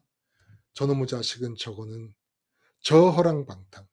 절대 궁핍의 자리로 점점 더 깊이 들어가면서도 절대 궁핍을 모르고 환상과 망상의 성취감에 빠져 있으니 저 허랑방탕한 자식을 저걸 어떻게 하면 좋을까? 이렇게 봐야 정상인 거거든요. 하나님을 가진 자요, 세상 소유를 버리고 하나님을 향해 마이볼 하는 사람이라면. 허랑방탕의 개념을 모르니까 진정한 회개도 몰랐던 겁니다, 우리가. 세상에서 빌빌거리고 있는 애들이 돌아서기가 쉽잖아요. 탕자와 똑같잖아요. 탕자가 빌빌거리다가 돌아오는 겁니다. 빌빌거리다가. 첫째 아들은 자기 의에 가득 차 있는 거예요. 난 아버지 집에 남아 있었다. 아버지가 시키는 거 다 했다. 그러므로 나는 아버지의 재산을 받는데 부족함이 없는 자다. 이런 허랑방탕한 놈이 있나 이게. 예? 근데 허랑방탕하다가 온 아들은 아버지가 기쁨으로 맞아들인다는 거예요. 왜? 모든 소유가 버려진 상태이기 때문에. 세상에서 뭔가 가지려고 해도 가질 능력도 없는 애야, 얘는, 이제. 그러니까 소유를 버려야 되는 길로 가야 되는데, 세상을 탈출해야 되는데, 세상에서 뭘 이룰 만한 능력이 없는 놈이니까, 이게 얼마나 귀해요. 근데 맨 자식들에 대해 얘기하는 거 보면, 둘째가 걱정이에요. 둘째가 왜 걱정인데요? 얘는요, 그 첫째하고 막내는 얼마나 자기 일을 다 알아서 또박또박 잘하는지 모르는데 얘는 아무것도 못해, 아무것도. 응? 막내가 걱정해. 막내 얘는 첫째가 걱정해. 첫째가 왜 걱정이냐? 사람 노릇 못한다. 이 세상에서 사람 노릇 못한다. 사람 노릇 못하니 세상 빠져나가기가 좋겠네. 그렇지 않아요? 세상에서 사람 노릇 잘한다는 건 소유를 획득하는데 앞장설 수 있는 자질이 있다는 거잖아요. 이거 싫어해야 되는 거 아니, 걱정해야 되는 거 아닙니까? 근데 아직도 좋아하고 있어, 우리가. 아직도 좋아하고 있어. 근데 무슨 회개가 일어나요? 회개해 본 적도 없어요. 우리가 회개해 본 적도 없다고. 이제까지 평생을 믿어도 진정한 회개를 해본 적도 없어. 아니, 자식 보고 남편 보고 세상 보고 아내 보는 우리의 세계관과 가치관과 인간관을 보면 아는데 회개한 사람의 관점이 아닌데.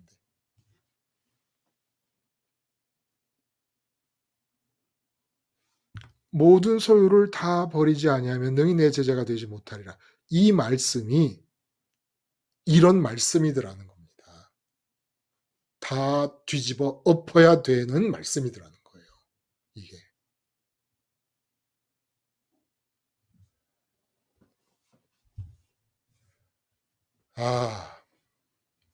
주님의 말씀이 정말 심령과 골수를 찔러 쪼갠다고 하는 것이 실감이 가요. 제 자신이 그렇게 느끼는 거예요. 이건 그 말씀을 그대로 그 의미와 깊이를 기도하는 중에 따라가면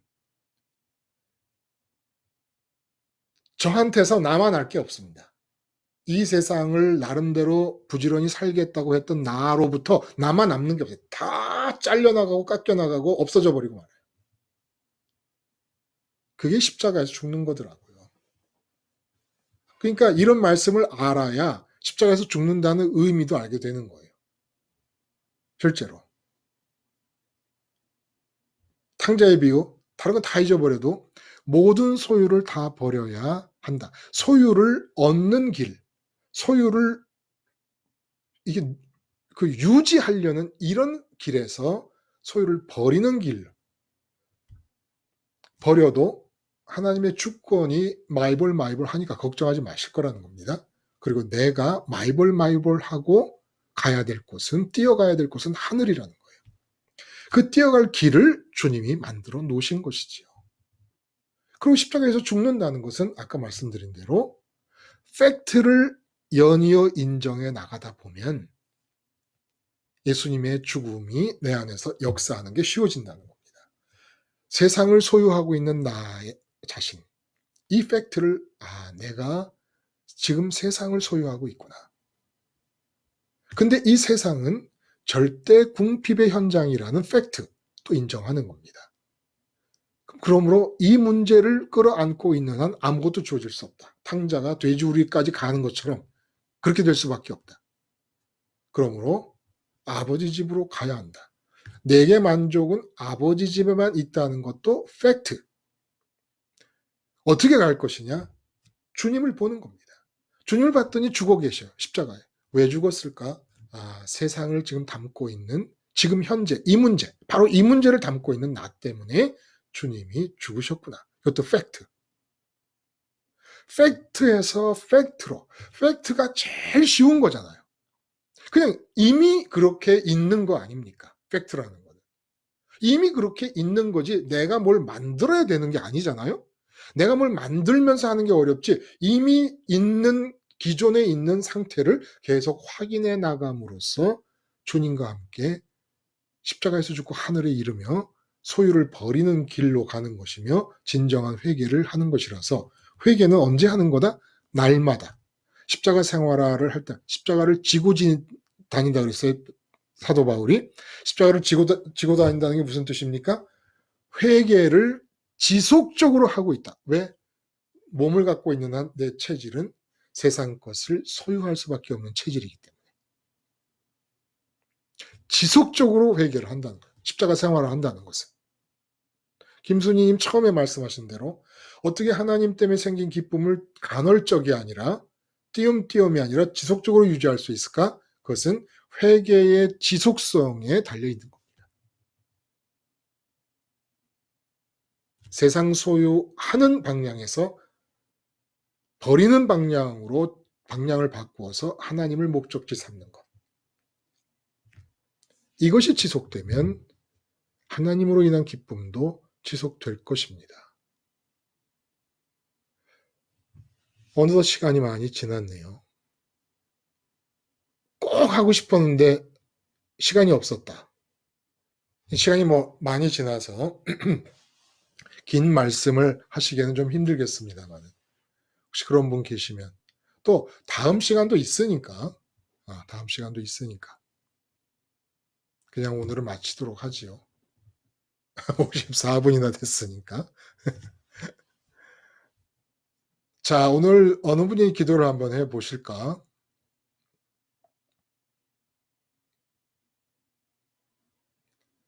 기도를 해주실 분이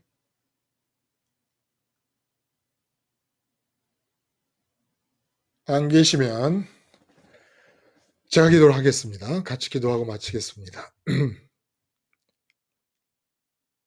하나님 아버지, 정확하게 알면 쉬워진다는 깨달음을 다시 한번 확인하게 됩니다. 창조주 하나님을 마음에 나의 것으로 가진다는 것이 어떻게 가능하겠습니까? 그런데 이 세상에서 만나는 것들을 소유로 삼고 해결해야 될 그 어느 문제보다도 쉬운 길임을 우리가 느끼게 하시고 깨닫게 하시고 체험하게 하여 주시옵소서. 그리하여 탕자의 돌아옴이 우리 일상이 되게 하시며 회개의 생활화가 십자가의 생활화로 지속될 수 있게 하시고 그리하여 기필코 하늘에 계신 아버지가 마이볼 되시고 내 삶의 모든 문제는 하나님의 소유가 되는 하나님의 마이볼 되어서 마음도 삶도 하나님으로 하나님의 주권으로 충만해질 수 있게 하여 주시옵소서. 이 자리에 모인 모든 우리 천국의 가족들, 그 삶의 형편이 갖가지일 것입니다. 아버지, 그 갖가지 형상의 상황마다 100kg의 순 황금인 아버지의 주권을 보게 하셔서 감사가 마르지 않는 집, 기쁨이 끊이지 않는 집들이 되게 하여 주시옵소서.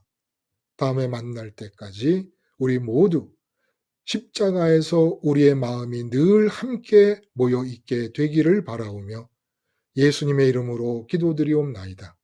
아멘. 여러분, 긴 시간이었죠. 감사합니다. 이렇게 긴 감사합니다. 시간 주셔서 예. 감사합니다. 감사합니다. 다들 안녕히 가셔요. 감사합니다. 안녕히 계세요.